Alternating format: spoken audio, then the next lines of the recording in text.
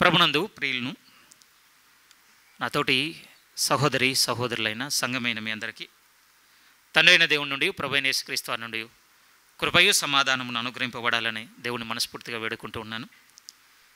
దేవుడు ఈ దినము మనకు అనుగ్రహించినటువంటి ఈ అవకాశమును మనము సద్వినియోగపరచుకుంటూ దేవుని వాక్యంలో మనము నేర్చుకోబోతున్న సంగతి దేనిని గురించి అనంటే, శోధనలను గురించి దేవుని వాక్యము చేత హెచ్చరింపబడదాం. ప్రియమైన వారలారా, ఈ దినము క్రైస్తవునిగా ప్రభుతో సాగుతున్న ఈ జీవితంలో మనం ఎదుర్కొంటున్నటువంటి శోధనలు, ఆ శోధనల విషయంలో దేవుడు మనకిస్తున్నటువంటి సహాయము, ఇంకొక వైపు వచ్చి మాట్లాడితే సలహాలను కూడా అనుకోండి, అవి మనకు ఎంతో ఉపయోగకరమైనవిగా ఉంటాయనే ఆలోచనతో మీ ముందుకు ఈ మాటలు తీసుకొని వస్తున్నాను. దయచేసి ముందుగా ఈ వాక్యం దగ్గర నుంచి మన వర్తమానాన్ని ప్రారంభించుకుందాం. ప్రకటన గ్రంథంలోనికి మీరు వచ్చినట్లయితే, ప్రకటన గ్రంథము 21వ అధ్యాయము. ఈ అధ్యాయంలో మనకు కనపడేది ఏమిటి అనంటే, ఇక తర్వాత దేవుడు సమస్తమును నూతనపరిచిన తర్వాత ఉండబోతున్నది మాట్లాడుతున్నాడు. ఇక్కడ పాతవి తీసేస్తాడు, ఆయన అనుకున్నవి కట్టబోతున్నాడు. ఆ కడుతున్న దాంట్లో ఆయనే దిగొచ్చి ఉండబోతున్నాడట అందులోనికి ప్రవేశించిన వారితో. కాకపోతే ఆ ప్రవేశించే వారి యొక్క అర్హతను గురించి మాట్లాడుతున్నప్పుడు ఒక లోతైన పదాన్ని దేవుడు ఇక్కడ ప్రస్తావిస్తాడు. ప్రియమైన వారలారా, అదే ఇప్పుడు మనం చూడబోతున్నాం. 21వ అధ్యాయము 7వ వాక్యాన్ని నేరుగా మీరు చూడగలిగితే, ప్రకటన గ్రంథము 21వ అధ్యాయము 7వ వాక్యం. సాధ్యమైతే చాలా నెమ్మదిగానే ఈరోజు వెళ్ళడానికి ప్రయత్నం చేస్తాను. కొంచెం దీర్ఘంగా కూడా ఉండొచ్చు ఈరోజు వర్తమానం. దయచేసి ఓర్చుకోవాల్సిందిగా కోరుతున్నాను. 21వ అధ్యాయం 7 నుంచి, జయించువాడు వీటిని స్వతంత్రించుకొనును. వేరే వారికి లేదా? లేదు. ఎవరు అందులోనికి ప్రవేశిస్తారు? ఎవరు దేవునితో ఉంటారు? ఎవరి ప్రతి బాష్ప బిందువు తుడవబడుతుంది? ఇక మరణము ఎవరిని జయించదు. ఇలాంటి వాతావరణం అంతా ఎవరిలో కనపడుతుంది అంటే, ప్రవేశించే వారిలో. ఆ ప్రవేశించే వారికి ఉండవలసిన అర్హత ఏమంటున్నాడంటే, జయించువాడు మాత్రమే. సరే, మాత్రం అన్న వర్డ్ అక్కడ లేదు, నన్ను క్షమించండి. జయించువాడు వీటిని స్వతంత్రించుకొనును. మరి పడిపోయినవాడు, వెనక తీసినవాడు, సర్దుకపోయినవాడు, కలిసిపోయినవాడు, తను ఎదుర్కొన్న పరిస్థితులను జయించకుండా వీటిలో పడిపోయిన వారందరూ కోల్పోతారు. ప్రియమైన వారలారా, అది మీరే నేనైతే. ఇప్పుడు మనకు ఒక నడిపింపు కావాలి. ఏ నడిపింపు కావాలంటే, జయ జీవితంలో ఏ విధంగా అడుగులు వేయాలన్నటువంటి నడిపింపు మనకు ఖచ్చితంగా కావాలి. ప్రియమైన వారలారా, మనం పెద్దవాళ్ళం అయ్యాం. చిన్నవాళ్ళుగా ఉంటే సండే స్కూల్లో కూర్చున్న వాళ్ళం కదా, పెద్దవాళ్ళు అయ్యాం కనుక ఇక్కడ కూర్చున్నాం. మీరు చెప్పండి, చిన్నవాళ్ళుగా ఉండడం మీకు ఇప్పుడు ఏమన్నా ఇష్టంగా ఉందా? లేదు. ఓకే, సరే, ఎక్కువగా మెజారిటీ 30లో ఉన్న వాళ్ళు ఉన్నాం కనుక హ్యాపీ. ఈ వయసు చాలా అనుకూలంగా ఉందండి, అన్ని విషయాల్లోనూ, బలంలోనూ, రూపంలోనూ, చేసుకునే పనుల్లోనూ, అన్నిట్లోనూ, తిన్నది అరిగే విషయంలో కూడా కదా, బాగుంది. ఎందుకు మనం స్పిరిచువల్గా మాత్రం చైల్డిష్గానే ఉండిపోవాలనుకుంటున్నాం? శారీరకంగా మాత్రం ఎదుగుదలను కోరుకుంటున్నాం, ఎదిగిన స్థితిని ఇష్టపడుతున్నాం, బలంగా ఉండాలనుకుంటున్నాం. బలహీనత రాగానే మళ్ళీ రివైవ్ అవ్వాలి బాడీ, మళ్ళీ ఆ పూర్వ బలంలోనికి తెచ్చుకోవాలి. ఎందుకంటే అది మనకు చాలా కన్వీనియంట్గా ఉందండి. ఏదంటే అది చేసుకోవడానికి ఉపయోగకరంగా ఉంది ఆ స్థితి. మరి ఎందుకు ఆత్మీయంగా మాత్రం బలహీనంగా ఉన్నా పర్వాలేదు, ఇంకా ప్రాథమిక అడుగులలోనే ఉన్నా సరిపోతుందిలే.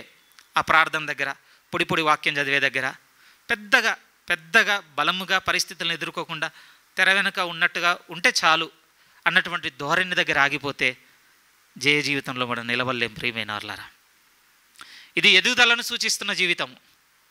ఇది నిలబడి ప్రభువు కొరకు సాక్షిగా నిలబడ్డటువంటి బ్రతుకును సూచిస్తున్న జీవితం. ఇది సదుకపోయిన వారు కాదు, రాజీకి వచ్చేసి వెనక తగ్గిన వారు కాదు, వదులుకున్నవారు, సమర్పించిన వారు, ప్రాణములను సహా పనముగా పెట్టి నిలబడ్డవారు ఆ కేటగిరీలో నిలబడ్డారు. వారికి ఎదురైనటువంటి పరిస్థితుల్లో వెనక తీయలేదండి వాళ్ళు. అందుకోసం దేవుడు కూడా సిగ్గును ఉండటం లేదు. ప్రియమైన వారలారా, వాళ్ళతో ఉండడానికి దిగి వచ్చి ఉండాలనుకుంటున్నాడంటే ఆలోచించండి.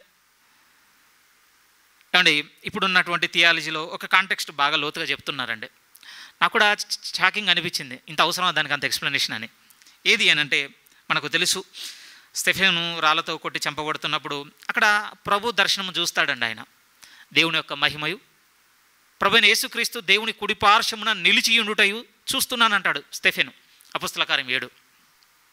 ఏంటి అక్కడ బాగా లోతుగా చెప్పేది అంటే, అసలు యేసుక్రీస్తే నిలబడి ఉన్నాడు అని అంటే ఆ జరగబోతున్నటువంటి తర్వాత ఈవెంట్ ఎంత గొప్పదై ఉంటుందో మీరు ఆలోచించండి. చాలా గొప్పగా చెప్తున్నారండి. అది మీకు పొడి పొడిగా వినపడిందో లేదో నాకు తెలియదు, కానీ దాని గురించి నేనేమి సపోర్ట్ చేయను, వినమని కూడా. కానీ ఇంటెన్షన్ ఏమిటి అని అంటే, ఆ తర్వాత ఈ సంఘటన తర్వాత రాబోతున్నటువంటి ఒక వ్యక్తి క్రైస్తవ్యాన్ని మొత్తం ప్రభు వైపు తిప్పబోతున్న ఒక బలమైన పాత్ర రాబోతుంది. అందుకోసం నిలబడి చూస్తున్నాడట. ఎవరు వస్తారు ఆ తర్వాత అంటే, సౌలు పాదముల యొద్ద ఆయన బట్టలను గురించి పెడతారు, ఆయనను పెడతారు. ఆ తర్వాత సౌలే పౌలుగా మారి వచ్చి నిలబడతాడు. ప్రియమైన వాళ్ళారా, ఆ సంఘటన ఒక విధంగా ఒక గొప్ప స్వార్థికునిగా బయలుదేరినటువంటి పౌలు యొక్క గొప్పతనం చెప్పుటకు మీరు చూడండి, ఆ సంఘటనలో ప్రభువే నిలబడి చూడబోతున్నాడు అన్నటువంటి విషయం చెప్తుంటారు. సరేనండి, అది వాళ్ళకి ఎందుకు నచ్చిందో నాకు తెలియదు. కానీ ఆఫ్టర్ కరోనా, ప్రియమైన వాళ్ళు, దట్టు రెవల్యూషన్ తర్వాత అసలు దేవుడు పరలోకం నుండి దిగొస్తున్నాడన్న మాట మాత్రం నన్ను బాగా ఆకర్షించిందండి. ఇది మోర్ వెయిటేజ్ ఉన్న మాట అండి. అసలు దేవుడే తన మహిమను అక్కడ ఉన్నటువంటి పరలోకపు మహిమ నుంచి దిగి వచ్చి కొత్త ఆకాశము కొత్త భూమిలో ఉండబోతున్నాడంటే దానికి ఎలిజిబుల్ అయినటువంటి పీపుల్ ఎలాంటి వాళ్ళు అసలు ఒకసారి మీరే ఆలోచించండి. ఇప్పుడు ఎంతో కొంత ఒక స్థాయి ఉంది మీకు, మీ బంధువుల మధ్య. మీరే మీ బంధువుల మధ్య ఒక గుర్తింపు, మీరు రాగానే చేరేసి కూర్చోబెట్టి మీకే చాలా గౌరవ మర్యాదలతో మాట్లాడేటువంటి వాతావరణం మీరు ఎదుర్కొంటుండొచ్చు కొన్ని ప్లేసెస్లో.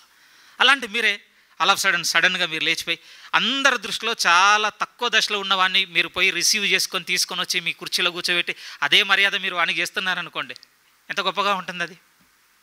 మీ మనసుకి ఎంతో దగ్గర అయితేనే, ఎవ్వరూ చూడండి మీరు అతనిలో చూస్తేనే, ఇంకేదో సంథింగ్ ఎల్స్ అండి, దాన్ని బట్టి మీరు అతనికి ఇచ్చే గౌరవం ఇంకేదైనా దానికి అర్హత పొందుకున్నారు అని అంటే మీకే తెలుసు వాళ్ళు ఎందుకు అంతగా మీ చేత ఘనత నొందుటకు పాత్రలు అయ్యారో.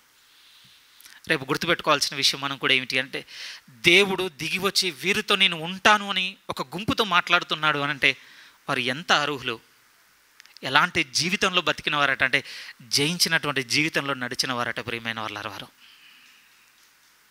మీకు నాకు ఆ కోరిక ఉన్నదా? ఈరోజు మనం ఎదుర్కొంటున్నటువంటి మన శోధన జీవితము, ప్రభు కోసం ఒక బలమైన నిర్ణయం తీసుకోగానే ఇంకొక బలమైనటువంటి శోధన మనకు ఎదురవ్వగానే పడిపోయి రాజీకి వచ్చేసి కాంప్రమైజ్ అయిపోయి ఇది మేనేజ్ చేస్తే సరిపోతుంది అనుకొని ఒక వేషధారణతో ఈరోజు మనం ఒక క్రిస్టియన్ లైఫ్ లీడ్ చేస్తున్నాం కదా, సాగిపోతుంది ఒక నత్తనడక బండి. ఇప్పుడు నేను అడుగుతున్న మాట ప్రభు సన్నిధిని ఏమిటంటే, ఆ నత్తనడక జీవితం నుండి బయటకు వచ్చి ఒక బలమైనటువంటి జీవితమును బ్రతకాలన్నటువంటి నిజంగా ఒక ఆసక్తి, లేకపోతే ఒక రగులుతున్నటువంటి మనసును మనం ఈరోజు కోరుకుంటున్నాం దేవుని ముందుకు వచ్చి.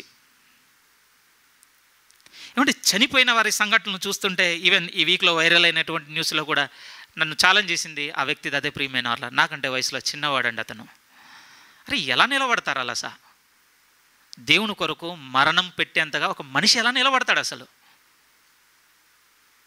ఎంత ఇన్స్పైరింగ్ అనిపించింది అని అంటే, అరే అసలు ఏ విధంగా వస్తుంది అంతగా లోపల నుంచి రగులుతున్నటువంటి మనసు?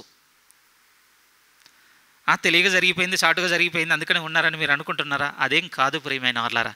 ప్రభు కొరకు మరణించిన ప్రతి ఒక్కరి జాబితాలో ముందు తెలుసుకొని నిలబడ్డవారు అంతే, నేను వదులుకోవాల్సిందే అని. అందుకోసం మీ ముందు పెడుతున్నటువంటి మాట ప్రియమైన వాళ్ళారా, ఇప్పుడు సాగుతున్నటువంటి ఈ విశ్వాసపు జీవితం, సంఘంలో ఉన్న యవనస్తులు మొదలుకొని పెద్దవారి వరకు నీ ముందు పెట్టి అడుగుతున్నాను, నాతో సహా అడుగుతున్న మాట ఏమిటి అని అంటే, నిజముగా ఒక రగులుతున్న మనసునే తెచ్చుకోగలమా? నేను ఎదుర్కొంటున్నటువంటి శోధనలను వీటిని జయించాలన్నటువంటి ఒక నడిపింపు నాకు కావాలి. ఈ చల్లబరుతున్నటువంటి జీవితం నాకొద్దు. ఎందుకంటే ఈరోజు మనం మాట్లాడుకోవాల్సిన విషయాలు కూడా అవే ప్రియమైన వాళ్ళారా. సరే, మీరు బాహాటంగా నాకు చెప్పకపోయినా, నేను బయటకు వచ్చి మీకు చెప్పకపోయినా, మనలో ఏం జరుగుతుందో మనకు బాగా తెలుసు ఆత్మీయంగా. ఆదివారం చూసి అందరం బాగానే ఉన్నాం అనుకుంటుండొచ్చు ప్రియమైన వాళ్ళారా. కానీ అసలు టెస్ట్ ఎప్పుడు మొదలవుతుందంటే మండే నుంచే మొదలవుతుంది, మనందరికీ తెలుసు. సండే ఇక్కడ కూర్చున్నప్పుడు నేను బాగుండొచ్చు, మీరు బాగుండొచ్చు. అసలు టెస్ట్ ఎప్పుడు మొదలవుతుందంటే ఇక్కడ నుంచి ఇంటికి పోయినాకనే మొదలవుతుంది. అక్కడంతా ట్రూత్, అక్కడ మన నిజమైనటువంటి పరిస్థితులు ఉంటాయి. ఆ నిజమైన పరిస్థితుల్లో మీ నుంచి నా నుంచి వచ్చేటువంటి ఒక నిజమైన స్పందన ఉంటుంది, అదే వాస్తవము. వాటిలో మీరు నేను ఓడిపోతున్నటువంటి జీవితానికి ఒక పరిష్కారం కావాలి ప్రియమైన వాళ్ళ. పరిష్కారం ఇన్ ద సెన్స్ ఒక నడిపింపు కూడా కావాలండి మనకి. ఈవెన్ దాని గురించి మనం హెబ్రీ పత్రికలో ఉన్నటువంటి మాట కూడా చదువుకోగలిగితే ప్రభు మాట్లాడుతూ ఉంటున్న మాటలు 2 చూద్దాం. హెబ్రీలకు రాసిన పత్రికలో ముందుగా 2వ అధ్యాయం, ఇందాక మనం వాక్యపట్నంగా చదువుకున్నటువంటి పోర్షన్లోనికి మీరు వస్తే హెబ్రీలకు రాసిన పత్రిక 2వ అధ్యాయం 17-18 వాక్యాలు మనం చూడగలిగితే జాగ్రత్తగా, ప్రజల పాపములకు పరిహారము కలగజేయుటకై దేవుని సంబంధమైన కార్యములలో కనికరమును నమ్మకమును గల ప్రధాన యాజకుడగు నిమిత్తము అన్ని విషయములో ఆయన తన సహోదరుల వంటివాడు కావలసి వచ్చెను. తర్వాత 18, తాను శోధింపబడి శ్రమ పొందెను గనుక శోధింపబడువానికి సహాయము చేయగలవాడే ఉన్నాడు. ఇప్పుడు ఎలాంటి స్థితిలో ప్రభు కనపడుతున్నాడంటే సహాయము చెయ్యగలవాడుగా ఉన్నాడట. ప్రియమైన వాళ్ళారా, ఇదే మాట సువార్తల్లో రాయొచ్చు కదా అండి, ఇదే మాట సువార్తల్లో రాయొచ్చు కదా. అక్కడ రాయవలేదు అలా. అక్కడ ఇంకోలా ఉందండి పోర్షన్. అక్కడ ఎలా ఉంది అని అంటే అపవాదితో ప్రభు పోరాటం అన్నట్టుగానే ఉంటుంది, కానీ ఇంకొకరికి హెల్ప్ చేసినట్టుగా ఉండదు. ప్రియమైన హెల్ప్ ఇన్ ద సెన్స్ మీరు ఎట్లా అర్థం చేసుకుంటున్నారో, ప్రభు యొక్క శక్తి నేను తక్కువపరచడం లేదు, కానీ ఈ మాట ఇక్కడ రాయబడ్డానికి అక్కడ రాయబడబోవడానికి తేడా చెబుతున్నాను మీకు. కానీ ఇప్పుడు మాత్రం ఏమంటున్నాడు తెలుసా, తాను శోధింపబడి శ్రమ పొందెను గనుక. ఇప్పుడు ఆయన వలె శోధింపబడుతున్న మన అందరికీ సహాయము చేయగలవాడుగా ఉన్నాడట ఆయన. మీరు నేను ఒకసారి ఆలోచిద్దాం, ఆ సహాయం చేయగలవాన్ని సహాయమును మనం ఆశ్రయించామా? పిల్లలు మనకు చాలా విషయాలు నేర్పిస్తారు ప్రియమైన వాళ్ళు. నాకు ఎక్స్పీరియన్స్ తక్కువ, కానీ మీకు బాగా తెలుసు. వాళ్ళ వల్ల కానీ ప్రతిదీ తీసుకొచ్చి మన మీద పడేస్తారండి, వితౌట్ డౌట్, అంతే కదా. తినే దగ్గర నుంచి మోసే దగ్గర వరకు ఏదైనా తీసుకోండి, అది వాడు వల్ల కావట్లేదు అనుకోండి, ముందే వెనకేం ఆలోచించారు, తీసుకొచ్చి మన మీద పడేస్తారంతే. చేయి ఏదో ఒకటి దీన్ని నువ్వు. ఏమండి దాంట్లో ఏం కనపడుతుందో తెలుసా? 2 విషయాలు నేర్చుకోవాలండి. వాళ్ళలో ఉన్న నిస్సహాయతను చూపిస్తారు, మనలో ఉన్నటువంటి సామర్థ్యమును చూపిస్తారండి వాళ్ళు. ప్రభువు కూడా అదే కోరుతున్నాడు ప్రియమైన వాళ్ళారా. మనము ప్రభుతో అంటే ప్రభు కొరకు బ్రతుకుతున్న ఈ జీవితంలో మనం చేయలేకుండా నిలవలేకుండా బలహీనపడుతున్న మన నిస్సహాయతను చూడమంటున్నాడు. రెండో వైపు వచ్చి ఏం మాట్లాడుతున్నాడు అని అంటే, మీరు నిస్సహాయులు కనుకనే సహాయము చేయగలిగిన వానిగా ఉన్న నా సామర్థ్యం వైపు మీరు చూడండి. ఒకసారి ఆలోచిద్దాం ప్రియమైన వాళ్ళారా. ఈ ప్రభువు మనల్ని శోధన నుండి బయట తీసుకురాగలడని అందరికీ తెలిసిన విషయమేనండి, కానీ ఇక్కడ ఎంతమంది ఆశ్రయిస్తున్నాం అనేది పెద్ద ప్రశ్న. మీకు నాకేం తెలియదని కాదు, ప్రభు సహాయం చేయలేడని, చేయగలిగిన వాడే.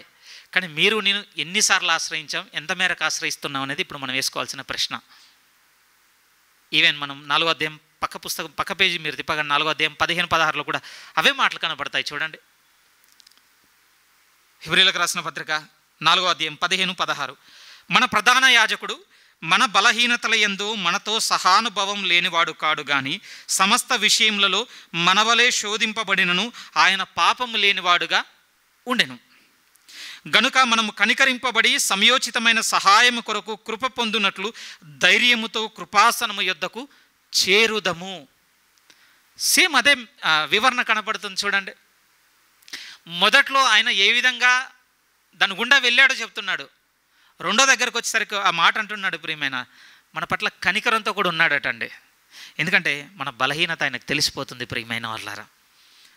మన వల్ల అవ్వటం లేదని కూడా ఆయనకు తెలిసిపోతుంది. కానీ తెలియదు ఎవరికో తెలుసా? మనకే తెలియటం లేదండి.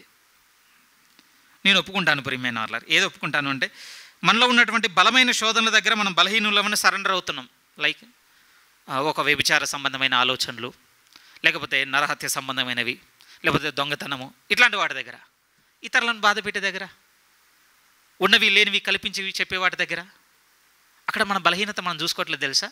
చాలా బలమైన వాళ్ళం అనుకుంటున్నాం, చాలా బలమైన వాళ్ళం. అప్పుడు అంటాడండి, ఇది బాగా వినండి ప్రియమైన వాళ్ళారా. డోర్స్ ఉన్నాయి కదా, ఇప్పుడంతా మెథడ్ అంతా మారిపోయింది. ఇప్పుడు డోర్ల విధానం వేరు. చాలా పురాతనం, కొంచెం ఒక 30 ఏళ్ళు వెనక్కి వెళ్తే ఓల్డ్ డోర్స్ వేరే తీరుగా ఉండేదండి. ఒక అడ్డుపట్టి ఉండేది, హింజ్ అంటారు ఉతక తెలుగులో అయితే. దాని మీద డోర్ అంతా మూవ్ అవుతుందండి. అది ఎంత ఉంటుందో తెలుసా? చిన్న మేకు భాగం ఇంత ఉంటుంది అంతే, నా వేలంతా. దీని మీద ఎంత పరిమాణం తిరుగుతుంది అని అంటే, ఒక 20-30 కేజీల చెక్క పరిమాణం అంతా తిరుగుతుందండి. అది మీతో ఎందుకు చెప్తున్నాను అని అంటే, ఈరోజు ఒక పెద్ద పరిమాణ సంబంధమైన వాటిలో నేను లేని వాటికి భయపడుతున్నాను మనం అనుకుంటున్నాం. చిన్న చిన్న ఉతకలు వేసుకొని తిరుగుతున్నామని అందరం స్పిరిచువల్గా. వాటి మీదనే మనం మొత్తం తిప్పుకుంటున్నాం. ఎందుకు ఇక్కడ చూసుకోకూడదు మన బలహీనతను? అలా చూసుకొని వారందరూ దేవుని కనికరమునకు దూరంగా ఉన్నవారు ఎప్పటికీ. ఎందుకంటే ఇవైతే ఓకే, కానీ అవి అవి అవి నేను చాలా కేర్ఫుల్గా ఉన్నానంటే ప్రభు అంటున్నాడు వీటి మీద డిపెండ్ అయ్యి అవి కూడా నడుస్తున్నాయి. ఉదాహరణ చెప్తాను, మీతో చాలాసార్లు ఉదాహరణ అన్నాను, మీరు అఫెండ్ అవ్వద్దు, నాకు తెలిసి అఫెండ్ అవుతానని కూడా. ఉదాహరణకి ఇప్పుడు నేను వ్యభిచార సంబంధమైన ఆలోచనతో ఉన్నానని మీ ముందేం డిస్ప్లే ఇవ్వనండి. ఇస్తాను అనుకుంటున్నారా? ఇవ్వను. కానీ మీరు నేను తెలుసుకోవాల్సిన విషయం ఏంటో తెలుసా? ఇంత పెద్ద విషయం అండి, మనం నిర్లక్ష్య పెడుతున్న ఒక చిన్న విషయం ఉంటుంది కదా, దాని మీదనే మూవ్ అవుతుందని మన లైఫ్లో. బయటకు వదలం, మనం మానేస్తాం అనుకుంటున్నారా? మానేం ప్రియమైన వాళ్ళారా. ఏమండి, ఇక్కడ కూర్చొని దేవుని చేత బోధింపబడి ఆ తర్వాత ఆ లోకంలోనికి ప్రవేశించవలసిన వారి అర్హత ఏమిటంటే జయించిన వారి అర్హత ప్రియమైన వాళ్ళారా. ఇక్కడేదో మేనేజ్ చేసిన వారిది కాదండి. నేను మీకు కనపడను, మీరు నాకు కనపడరు. నా అంతరంగంలో ఉన్నవి ఏంటో మీకు తెలియవు, మీ అంతరంగంలో ఉన్నవి ఏంటో నాకు తెలియవు. కానీ మనం చదివినటువంటి దీని పై మాటలు ఏముంటాయో తెలుసా? మీరు చూడండి 13వ వాక్యంలోనే, జస్ట్ పైదే కదా. మరియు ఆయన దృష్టికి కనబడని సృష్టము ఏదీ లేదు, మనము ఎవనికి లెక్క ఒప్ప చెప్పవలసి ఉన్నదో ఆ దేవుని కన్నులకు సమస్తమును మరుగులేక తేటగా ఉన్నది. ఎలా కనపడుతుందో తెలుసా అండి?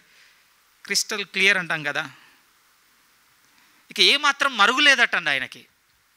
అందరిది, ఇటువైపు నుంచి ఆ చివరి వరకు వాళ్ళది, ఈ పక్క నుంచి ఈ పక్క వాళ్ళది, అందరిది. మనము ఏం ఆలోచిస్తున్నామో, ఏవి మనసులో నింపుకుంటున్నామో, వేటిని పెంచి పోషిస్తున్నామో, వేటితో బలపడుతున్నామో, వేటిని ఎదిగిస్తున్నామో అన్నీ చూస్తున్నాడు ప్రియమైన వాళ్ళారా. అందుకోసం ఆయనకు ఎవరు కావాలో తెలుసా? ఇలాంటి చీకటి జీవితంతో ఉన్నవారు కాదట అండి, వీటిని జయించి బయటకు వచ్చిన వారు కావాలట అండి ఆయనకి. అడగలరా మీరు నేను ఆయన సన్నిధిన, నాకు కావాలి ప్రభువా, నువ్వు అసహించుకునేటువంటి, నువ్వు ఇష్టపడని ఆ చీకటి జీవితమును వదులుకొని, అది మనకి ఇష్టమైందండి, ఫ్రాంక్గా చెప్తున్నా, అది మనకి ఇష్టమైంది కనుక మనం దాన్ని పెంచుతున్నాం బాగా. మనం కోరుకున్నది అది, దేవుడు అస్సలు కోరుకుంది ప్రియమైన వాళ్ళరా. ఆయనకి ఇష్టం లేదు అది. ఆయనకి ఏది కావాలట అంటే ఆయన వలె ఉన్నటువంటి ఒక జయించిన జీవితం కావాలి. అందుకే నేను అడుగుతున్నాడు, నేను మీకు సహాయం చేయడానికి సిద్ధంగా ఉన్నాను. ఎఫెసీయులకు రాసిన పత్రిక 4వ అధ్యాయంలోకి మీరు వస్తే, ఆజ్ఞ ప్రియమైన వాళ్ళరా, అది మనసుకు తీసుకుందామండి ఈరోజు మనం. ఎఫెసీయులకు రాసిన పత్రిక 4వ అధ్యాయం, మన బాధ్యత కూడా అది. 27వ వాక్యం చదువుతున్నాను నేరుగా. 27వ వాక్యం, అపవాదికి చోటియ్యకుడి. వింటున్నారా మీరంతా? మళ్ళీ మీ వినికిల్లో గట్టిగా చదవడానికి ప్రయత్నం. ఎఫెసీ 4:27 మన అందరితో, సంఘమైన మన అందరితో చెబుతున్న మాట ఏమిటంటే అపవాదికి మీరు చోటివ్వకండి.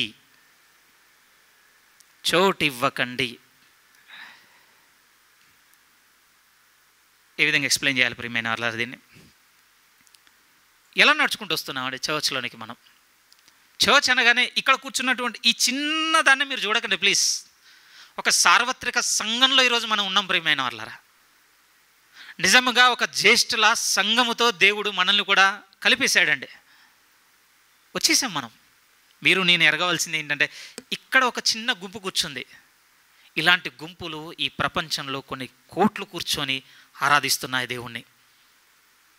చోటిచ్చామా మనం ఏమైనా ఆ గొప్ప సంఘములోనికి అపవాది వచ్చుటకు? కొంచెం ఏమన్నా చోటిచ్చామా మనం?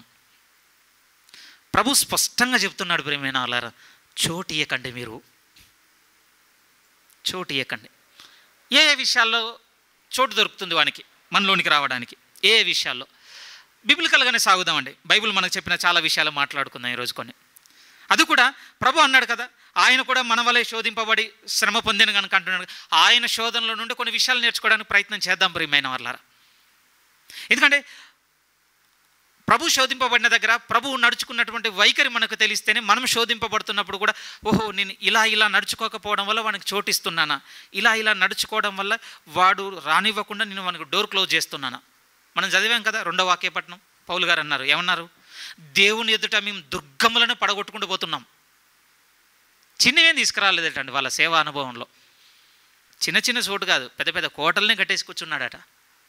కానీ వాళ్ళు ఏం చేశారట? కూలగొట్టేంత బలంతోనే సాగారట తప్ప ఇరుకున పర్లేదటండి వాళ్ళు.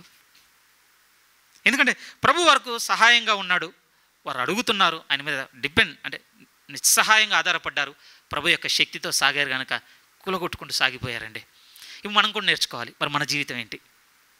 మన జీవితంలో ఎదుర్కొంటున్న శోధనల సంగతిలో దేవుడు మనకిస్తున్నటువంటి సహాయం ఎలా ఉంటుంది, గద్దింపు ఎలా ఉంటుందో మనం నేర్చుకోవాలి. ప్రియమైన వాళ్ళ నాకు కొంత బాగా హెల్ప్ చేసిందండి లాస్ట్ 1 monthగా. నేను ఒక విషయంలో నిజంగా దీని సంబంధమైన మెడిటేషన్ నాకు చాలా హెల్ప్ చేసింది. ప్రియమైన వాళ్ళు ఇట్స్ వెరీ పర్సనల్ అండి, అంత ఓపెన్గా దాన్ని చెప్పేది కూడా కాదు, కాకపోతే చాలా హెల్ప్ అయిందండి, అందుకోసం మీతో పంచుకోవడం. దీనికి సంబంధించి ఒక మాట చెప్పాలండి. ఒక మిలిటరీలో ఒక కాన్సెప్ట్ ఉంది ప్రియమైన వాళ్ళారా. మిలిటరీలో ఒక కాన్సెప్ట్ ఏంటంటే ట్రిపుల్ థ్రెట్ అని ఒక పదం వాడుతుంటారటండి వాళ్ళు. ట్రిపుల్ థ్రెట్ దేన్ని ఉద్దేశించి అని అంటే, వాళ్ళు మిలిటరీ అంటే మీకు తెలుసుగా యుద్ధము, యుద్ధ వాతావరణం, యుద్ధ సంబంధమైనటువంటి అటాక్ ఉంటుంది, దానికి సంబంధించి ట్రిపుల్ థ్రెట్ అనే పదం. ఎందుకనంటే యూజువల్గా అటండి 3 రకాలుగా అటాక్ ఉంటుంది. ఒకటి ఎయిర్ అటాక్, రెండోది ల్యాండ్ అటాక్, మూడోది సీ అటాక్ అండి. వాళ్ళ టర్మినాలజీ అది. ఆకాశం నుంచి మన మీదకి జరగవచ్చు, భూమి మీద, మూడోది ఏంటి నుంచి అంటే సీ నుంచి. సో ఈ ట్రిపుల్ థ్రెట్ అనే పదంతో దీనికి సంబంధించి ఇక శిక్షణ ఉంటుందండి వాళ్ళకి. ఈరోజు దాని సంబంధమైన పదాన్ని మీ ముందు ఊరికే పెడుతున్నాను, కానీ మనకు కూడా 3 విషయాల నుంచి ఈరోజు శోధనలు ఉన్నాయి ప్రియమైన వాళ్ళారా. ఒకటి దుష్టుని నుంచి, రెండవది మన శరీరేచ్ఛల నుండి, మూడవది లోకం నుండి. మనం కూడా ఈ 3టికి ప్రిపేర్ అయిపోవాల్సిందేనండి. మనం కూడా ఈ 3టికి ప్రిపేర్ అయిపోవాల్సిందే. మీరు అపవాదికి చోటు ఇవ్వకూడదు అన్నాడు కదా. ఏ విధంగా ఏర్పడుతుందంటే ఈ 3టి గుండా మన మీద ఖచ్చితంగా వాడు ప్రయత్నం చేస్తూనే ఉంటాడు నిరంతరము, మనల్ని ప్రభువులో పడగొట్టేంత వరకు. పడిపోయామా, వెనక్కు తగ్గామా, మన మిషన్ అకాంప్లిష్డ్, ఇక సైడ్ వెళ్ళిపోతాడండి. ఇక మనం పట్టించుకోవాల్సిన పని లేదు. మీరు కూడా చూడండి, ఒక్కసారి సైడ్ అయినోడండి మళ్ళీ ట్రాక్ మీదకి వచ్చి కనపడ్డు. హెబ్రీలో ఉన్న మాట కూడా చాలా భయమవుతుంది ప్రియమైన. ఒకసారి వెలిగింపబడి పరలోక సంబంధమైన ఫలములను రుచి చూచి పరిశుద్ధాత్మ దేవుని చేత వెలిగింపబడి ఇక తప్పిపోయినవాడు మళ్ళీ అట్టివాడిని నూతనపరచుట అసాధ్యం అనేసాడండి. నిజంగా అంటే ఓకే, ఇక కరుణాకర్ అయినటువంటి మీద ఇక నేను ఏ ప్రయత్నం చేసినా వేస్ట్, ఎందుకంటే ఇక అయిపోయింది, వాడు సరెండర్ అయిపోయాడు, ఇప్పుడు నేను సైడ్ అయిపోవచ్చు. బాగా గుర్తుపెట్టుకోండి ప్రియమైన వాళ్ళ, మీరు నేను అలా వానికి లోబడిపోయి వాడు మన మీద గెలిచేసి ఇక మనల్ని వదిలేసిపోయిన తర్వాత నిష్ప్రయోజనము. ఈలోపే చెక్ చేసుకోవాలండి, ఏ ఏ ఏరియాలో వాని ప్రభావం కనపడుతుంది నా జీవితంలో. అవి కనపడుతున్నప్పుడు అసలు నేను ఏ విధంగా రియాక్ట్ అవుతున్నాను, అసలు రెసిస్ట్ చేస్తున్నానా, విరోధిస్తున్నానా, ఆపుకోగలుగుతున్నానా, వాటి నుండి బయటికి రావడానికి ప్రభుతో నేను ఏమైనా పోరాడుతున్నానా చెక్ చేసుకోవాల్సిందేనండి అవకాశం ఉన్నప్పుడే. దానికి సంబంధించి మనం లూకాసు వార్త 4లోనికి వెళ్దాం. ప్రభు యొక్క శోధన జీవితం నుంచి కొన్ని పాఠాలు తీసుకుందాం ప్రియమైన వాళ్ళ. ఎందుకంటే అక్కడ మనం అంటే స్పష్టంగా చూడగలం ఈ డిఫరెన్స్ని. ఈ 3 రకాలుగా ప్రభువును శోధించింది అనడానికి మనకు అవకాశం దొరికినట్టుగా రాయబడింది వాస్తవానికి. జాగ్రత్తగా మీరు చూడగలిగితే లూకాసు వార్త 4వ అధ్యాయం, మీతో అన్నాను కదా ఒక విధంగా మిలిటరీ టర్మ్స్ చెప్పాను. దుష్టు నుంచి అయితే అపవాది శోధనలైనా మన జీవితంలో ఉంటాయి, రెండోది శరీర సంబంధమైన శోధనలైనా మనలో ఉంటాయి, మూడోది లోకం నుంచి ఎదురయ్యే శోధనలైనా మనలో ఉంటాయి కదా. కేర్ఫుల్గా వినండి ఒక మాట, ఇది చాలా ముఖ్యమైనది ప్రియమైన వాళ్ళ, సేవకుల అనుభవంతో చెప్తున్నమాట. జాగ్రత్తగా వినండి. ఉదాహరణకి ఎవరన్నా మిలిటరీ అతను మన మధ్యకు వచ్చాడు అనుకోండి, మీరు చెప్పండి ఇప్పుడు మమ్మల్ని ఎట్లా ప్రిపేర్ అవ్వమంటారు? ఉదాహరణగా ఆ సాహసం మనం చేయం, కానీ బట్ బై క్యూరియాసిటీ అడగాలనుకుని అడిగాం. ఇప్పుడు యుద్ధం 3 రకాలు అన్నావు కదా, అయితే ఎయిర్ అటాక్ అన్నావు, ల్యాండ్ అటాక్ అన్నావు, సీ అటాక్ అన్నావు. ఈ 3 రకాలుగా ఫైట్ అవుతున్నప్పుడు మేము ఏ విధంగా ఫైట్ చేయడానికి అంటే ఫైట్ బ్యాక్ చేయడానికి మమ్మల్ని ఎట్లా ప్రిపేర్ కమ్మంటావు? కాన్సెప్ట్ ఏ నేర్చుకుంటే సరిపోతుందా, లేకపోతే ఈ 3టికి సంబంధించి ఒక కాన్సెప్ట్ మాకు చెప్పు, దాన్ని నేర్చుకుంటాం, 3టికి దీన్ని అప్లై చేస్తామంటే మిలిటరీ వాళ్ళు అసలు ఒప్పుకోరట ప్రియమైన వాళ్ళ. ఎందుకంటే 3టికి 3 వేరు కాన్సెప్ట్లు అండి అంతే. ఎయిర్ అటాక్ ఉందనుకోండి, ల్యాండ్ అటాక్ సంబంధించిన ప్రాక్టీస్ అంతా చేసి మనం కింద చూస్తున్నాం అనుకోండి, పైనుంచి చేస్తాడు, పుష్ అయిపోయింది అంతే. ఇంకా పోనీ సీ అటాక్ అంతా మనం నేర్చుకున్నాం అనుకోండి, మనం నీళ్ళ వైపు చూస్తుంటాం, లోపల నుంచి బుడగలు పైకి ఏమొస్తుందో దాన్ని మనం డిఫెండ్ చేద్దామని వాడు వెనక నుంచి కొడతాడు. సో కాన్సెప్ట్ ఏంటి అని అంటే 3టికి వేరు ప్రియమైన వాళ్ళ అంతే. ఎయిర్ది ఎయిరే, ల్యాండ్ది ల్యాండే, సీదే అంతే డిఫెన్స్. ఎగ్జాక్ట్లీ అండి. అపవాది నుంచి మనకు ఎదురవుతున్నటువంటి శోధనలకు దాని తగ్గటువంటి ప్రణాళికే కావాలి మనకి. నిజము. ఏది బీకి, బీది సీకి, సీది ఏకి అస్సలు కాదండి. లోకం నుంచి ఎదురవుతున్న శోధనలకి అపవాది సంబంధమైనటువంటి శోధనలు నేను డిఫెండ్ చేయడానికి కొన్ని నేర్చుకున్నాను కనుక అవి అప్లై చేస్తాను లోకం మీద అంటే వర్కౌట్ అవుతుందని చెప్తుందండి వాక్యం. నిజము, నేను కూడా షాక్ అయ్యాను. బట్ అది వాక్యంలో చూసినప్పుడు చాలా క్లియర్గా ఉందండి. శరీరేచ్ఛల నుంచి మనలో కొన్ని శోధనలు ఎదురవుతున్నాయి. ఇవి ఎదురవుతున్నప్పుడు అపవాది సంబంధమైన శోధనలు డిఫెండ్ చేసినట్టుగాను, లేకపోతే లోక సంబంధమైన శోధనలు డిఫెండ్ చేసినట్టుగాను దీన్ని కూడా నేను నిరోధిస్తాను అంటే వర్కౌట్ అవ్వదు ప్రియమైన వాళ్ళ. ఈ టెరిటరీ వేరు. నిజము, అదే మనం నేర్చుకోవాల్సింది ఈరోజు. వాస్తవానికి ప్రభు శోధింపబడుతున్నప్పుడు కూడా మనకు తెలుసు 3 రకాలుగా కనపడుతుంది రాయబడినటువంటి విషయం. ఒకటి, ఆయన ఆకలి కొన్నాడు. ఆకలి కొనగానే ప్రభువును అపవాది అడిగిన మాట, రాళ్ళను చూపించింది. ఈ రాళ్ళు రొట్టె నగులట్టు చేసుకో, నీకు హెల్ప్ అవుతుంది. అపవాది చెప్తున్న మాట ఏంటి, ఇది నీకు హెల్ప్ అవుతుంది. కానీ ఆ ప్రభువు అక్కడ తీసుకున్నటువంటి స్టాండ్ మనకు తెలుసు ప్రియమైన వాళ్ళారా. దాన్ని మనం ఏ విధంగా చూడగలము అంటే ఆయన శరీరంలో నుండి కలుగుతున్నటువంటి కోరికలకు ఆయన జయించుటకు తీసుకున్నటువంటి స్టాండ్ అండి అది. ఆకలి లోపలిది, శరీరేచ్ఛ ప్రియమైన వాళ్ళ ఆకలి అనేది, అంతే కదా. లోక సంబంధమైన ఆశ అనుకుంటున్నారా? బాగా వినండి, మనకు అస్సలు ఆకలి అవ్వట్లేదు అనుకోండి, పెద్ద పెద్ద రెస్టారెంట్లకు సంబంధించిన 100 ఫుడ్లు మీ ముందు పెట్టినా మీరు తినరు. ఎందుకు? లోపల అది లేదు. ఫస్ట్ మిమ్మల్ని నన్ను ఏం టైం చేయదు ప్రియమైన లోపల లేకపోతే. బాగా మీరు ఆలోచించండి, లోపల బాగా అవుతుంది అనుకోండి, చిన్నదానికి కూడా మనం బెండ్ అవుతాం. ఏషావు వలే. మీరు చెప్పండి, ఏషావు ఎంత పెద్దదాన్ని పడ్డాడు? మీరు నేను గట్టిగా మాట్లాడుకోగలిగితే చిక్కుడుగా కూరలకు కూడా వదులుకునేటోళ్ళు ఉంటాం అనిపిస్తుంది మనకి. బట్ టెంప్టేషన్ అలానే ఉంటుందండి. ఎంత పెద్దదాన్ని పడ్డాడు చెప్పండి? ఒక్కటేనండి. పోనీ ఏమో మరి మీరు చిక్కుడుగా ఉన్న అనుభవం మీరు చూడండి ప్రియమైన వాళ్ళ. అంటే నాకు తెలుసండి, అది గ్రీనిష్గా ఉంటే టేస్ట్ అనిపిస్తుంది నాకు. మరి ఎర్రగా వండుకున్నారనుకోండి, ఏ రుచి ఉంటుంది చెప్పండి? దానికి కూడా బెండ్ అవుతాడు ఒక మనిషి. మీతో అన్నాను కదా, లోపలిది వేరుగా ఉన్నప్పుడు అండి కళ్ళ ముందు ఒకటి కనపడ్డా చాలండి. కానీ లోపల లేకముందు కళ్ళ ముందు 100 కనపడ్డా మనం బెండ్ అవ్వం ప్రియమైన వాళ్ళ. ఎందుకు ఈ మాట చెప్తున్నానంటే మనం నేర్చుకోవాల్సింది కూడా ప్రభుతో చాలా వేరుగా ఉన్నది. మనము దుష్టుడు మన జీవితంలో పెడుతున్న శోధనలను జయించే విషయంలో కూడా ప్రభు యొక్క సిద్ధపాటు మనకు కావాలి ప్రియమైన వాళ్ళ. ఇంకొక శోధన ఏం చేసింది? తీసుకెళ్ళిందట, రాజ్యముల మహిమంతా చూపించేసిందట. నీవు నాకు నమస్కరించితివా, ఇదంతా నీకు ఇచ్చేస్తాను. ఈ రెండవ శోధన దేని సంబంధమైంది అని అంటే ఒక విధంగా డెవిల్ అటాక్ అనుకోండి. ఎందుకంటే నా మహిమను, నా అధికారమంతయు, ఈ లోకంలో మహిమంతయు నీకు ఇచ్చేదను. అది ఇంకొక రకమైన అటాక్ ప్రియమైన వాళ్ళు. ఇప్పుడు బాడీ నుంచి వచ్చింది కాదండి, వాడి నుంచి పెడుతున్నటువంటి ప్రెషర్. మూడోది ఏం చేసిందంటే ఒక ఎత్తైన గోపురం మీద తీసుకెళ్ళింది, లేకపోతే దేవాలయం గోపురం మీద తీసుకెళ్ళి అక్కడి నుంచి దూకు. ఎందుకంటే ఈ అటాక్ దేనికి సంబంధించిందంటే ఇప్పుడు పబ్లిక్లో నువ్వు ఎంత ఫేమ్ అవుతావో చూడు. అక్కడి నుంచి నువ్వు దూకుతుండగానే ఆశ్చర్యకరంగా ఒక దూత వచ్చి అలా పట్టుకొని నేను జనుల ముందు ఇలా ల్యాండ్ చేసిందనుకో, అసలు నిన్ను అందరూ ఎలా చూస్తారు? ఓన్లీ టెంప్టేషన్ ప్రియమైన వాళ్ళారా. లోకం నుంచి ఎదురవుతున్నటువంటి శోధన ఈరోజు మన జీవితంలో కూడా అండి, బలంగానో బలహీనంగానో, కొద్దిగానో ఎక్కువ మొత్తంలోనో, ఈ 3 నుంచి నిరంతరము శోధింపబడుతూనే ఉన్నాం. కాకపోతే అండి బాడీ కూడా ఎట్లా అయిపోయింది అని అంటే మాటికి ఒకే మెడిసిన్ తీసుకొని న్యూట్రలైజ్ అయినట్టుగా శోధింపబడి అసలు ఒక క్రిస్టియన్ లైఫ్ అంటే ఏంటో మనం మర్చిపోయాం ప్రియమైన వాళ్ళారా. నా మాట తప్ప క్షమించండి అలా అన్నందుకు, కానీ నిజం అదే. ఒక క్రిస్టియన్ లైఫ్ని మర్చిపోయాను తెలుసా. బోధిస్తున్న నన్ను మొదలుకొని చివరన కూర్చున్న మీ వరకు పోరాడుతున్నామా మనం ప్రార్థనలో? గోజాడుతున్నామా? తేలికపాటి ప్రార్థనలు ప్రియమైన వాళ్ళారా. ఒత్తిడి, బలహీనత అంటే బలమే లేనటువంటి ఒక నిస్సహాయమైన నడిపింపండి.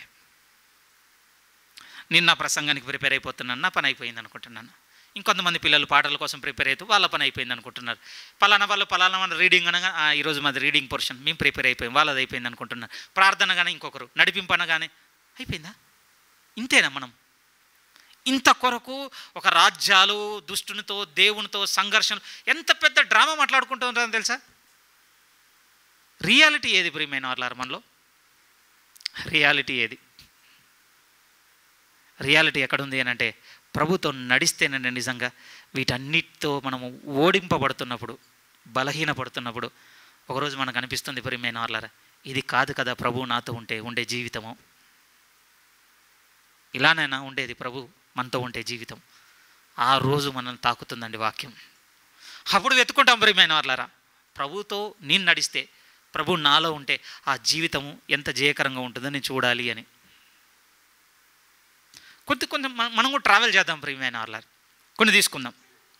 అపవాది నుంచి మనకు ఎదురవుతున్న శోధనలో మరి మనం ఏ విధంగా నడుచుకోవాలి, దీనికి సంబంధించి కాంటెక్స్ట్ ఆదికాండంలోనికి వెళ్దామండి. ఆదికాండంలోనికి మీరు వస్తే 3వ అధ్యాయం చాలా పాఠాలు మనకు నేర్పిస్తుంది ప్రియమైన వాళ్ళారా. అపవాది మన జీవితంలోనికి శోధనలు తీసుకొని వస్తే అసలు ఏ ఏరియాను వాడు టార్గెట్ చేసి మన జీవితంలోనికి పట్టుకొస్తాడు శోధన. జాగ్రత్తగా వినండి. మన జీవితంలోనికి దుష్టుడు అటాక్ చేస్తే, అపవాది మన జీవితంలోని శోధన తీసుకొని వస్తే ఏ చోటును వాడు అనువుగా చేసుకొని మన జీవితంలోనికి పట్టుకొస్తాడో మనకు తెలియాలి. జాగ్రత్తగా మీరు చూడగలిగితే ఆదికాండం 3వ అధ్యాయం మీరు 1 నుంచి 12 వాక్యాలు రాసుకోవచ్చు. 12వ అధ్యాయం అంతా మీరు చదివితే మీకు పిక్చర్ అర్థమైపోతుంది కదా. మనం చూడగలము దేన్ని ఆధారం చేసుకొని వస్తాడు అని అంటే, దేవుడు ఏదైతే మన జీవితంలో కొంచెం కొరతగా పెడతాడో ఆ కొరతగా ఉన్నదే, ఆ షార్ట్ అండ్ పార్టే పనికి వెపన్ ప్రియమైన వాళ్ళ మన జీవితంలో. మనందరి జీవితంలో ఏదో ఒక మేరకు, ప్రతి విషయంలో ఏదో ఒక మేరకు కొంత కొరత ఉందండి. స్పిరిచువల్ లైఫ్ దగ్గర నుంచి కొని ఫిజికల్ వరకు, వర్క్ దగ్గర నుంచి ఫ్యామిలీ వరకు, పిల్లల దగ్గర నుంచి మీ వరకు ఏదో ఒక పరిధిలో మనకు కొంత కొరత ఉంది ప్రియమైన వాళ్ళరా. ఆ కొరతే దుష్టుని యొక్క శోధన ఆయుధము. ప్రభు ఉద్దేశం ఏంటో తెలుసా? వీళ్ళని పెట్టినప్పుడు ఆదాములు ఏదేంలో ప్రభు ఉద్దేశం ఏంటంటే, ఈ పండు తినకుండా మీరు నా వలె అవ్వాలనేది దేవుని ఉద్దేశం ప్రియమైన వాళ్ళరా. దుష్టుని ఉద్దేశం ఏంటో తెలుసా? ఈ పండు తింటే మీరు దేవుని వలె అవుతారు. ఎంత ఆపోజిట్ చూడండి. పక్కనే ఉంటాయండి, పక్కనే ఉంటాయి, కానీ మనకు తెలియవు ప్రియమైన వాళ్ళరా. అందుకోసం చాలా భయం అండి కొన్ని విషయాల్లో. ఒకప్పుడు అసలు లేకుండా ఇప్పుడు ఇంక మరింత భయం. జీవితంలో ఒక్కసారి తీసుకునే కొన్ని నిర్ణయాలు ఉంటాయి ప్రియమైన వాళ్ళరా.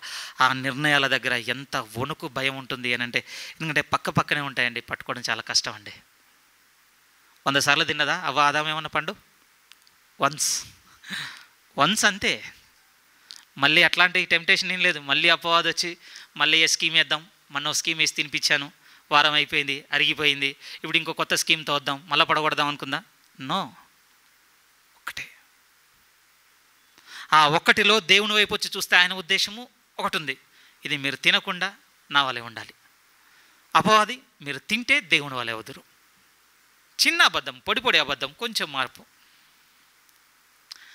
చాలా దాని చుట్టూ చాలా డ్రామా కనపడుతుంది ప్రియమైన వాళ్ళరా. సరే, ఏదైనప్పటికీ ఇక్కడ నుంచి మనం బలముగా నేర్చుకోవాల్సిన మొదటి పాఠం ఏమిటి అని అంటే, దుష్టుడు మన మీద తన తంత్రములను, తన శోధనలను మన జీవితంలోనికి తీసుకొని రావడానికి వాడు వాడుకునే మొదటి అస్త్రంగా ఏం కనపడుతుందంటే, దేవుడు మన జీవితంలో పెట్టినటువంటి కొరతే వానికి మొదటి ఆయుధము. అయితే ఈ కొరత కూడా బాగా ఆలోచించండి. బిబిలికల్గా రాస్తున్నప్పుడు అండి మనకు ఎలా తెలుస్తుంది? ఉదాహరణకు ఒకసారి ఆలోచిద్దాం. ఇది అపవాద శోధన అని మనకు తెలిసిపోతే మనమే ముందే డోర్ క్లోజ్ చేస్తాం కదా సింపుల్గా.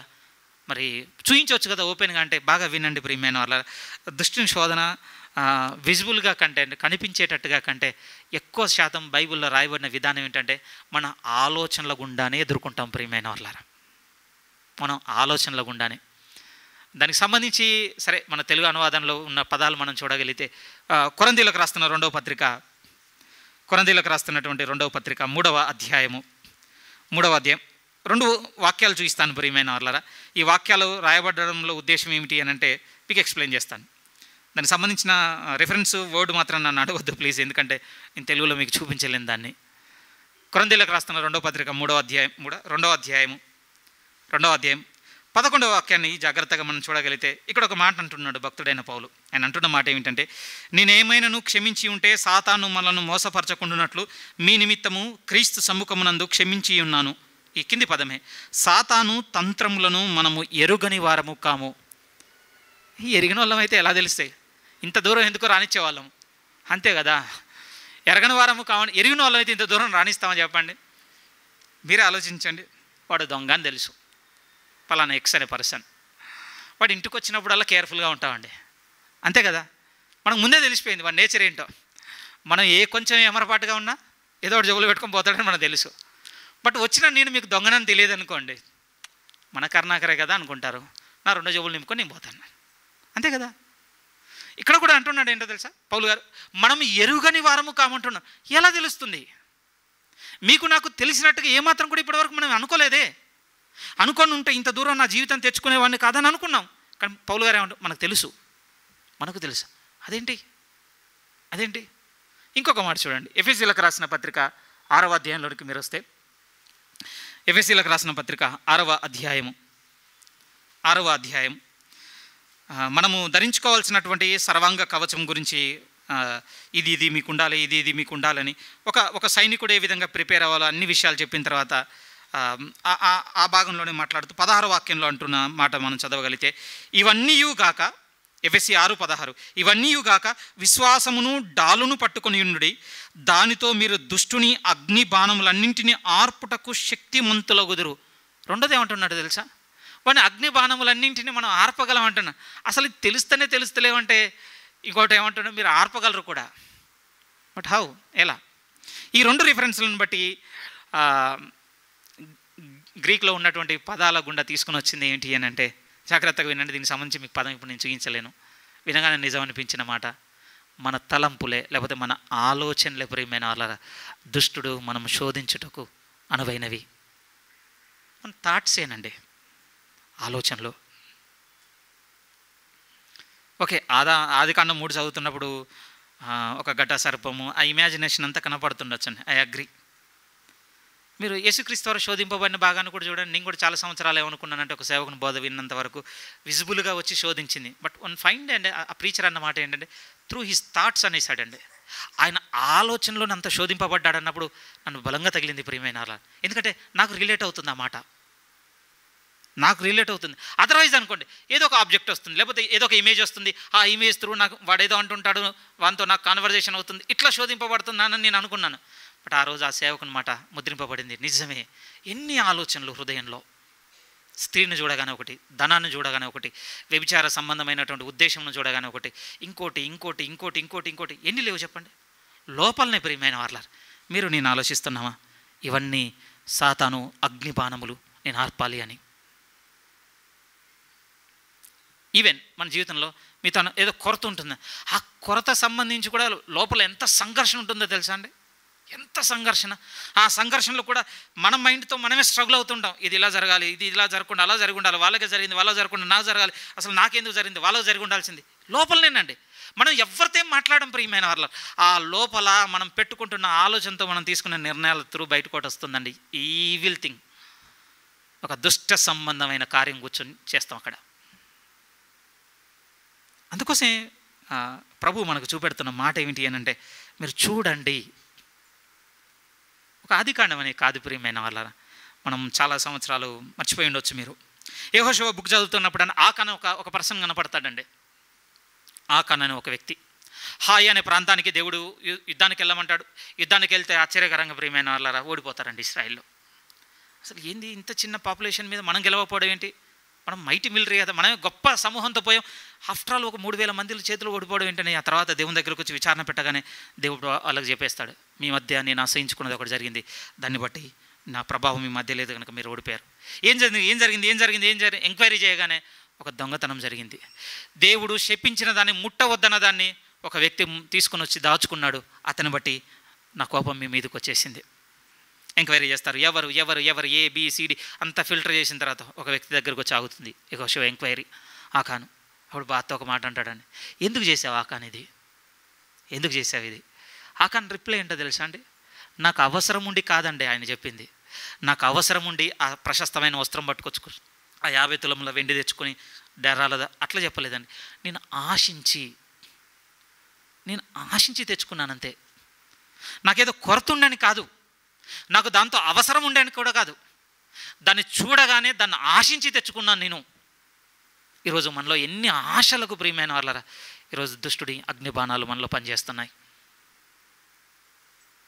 ఎక్కడుందో మీకు అనుమానం ఉందో కొంతమందికి. యెహోషువ గ్రంథము ద్వితీయోపదేశకాండం తర్వాత ఉంటుంది.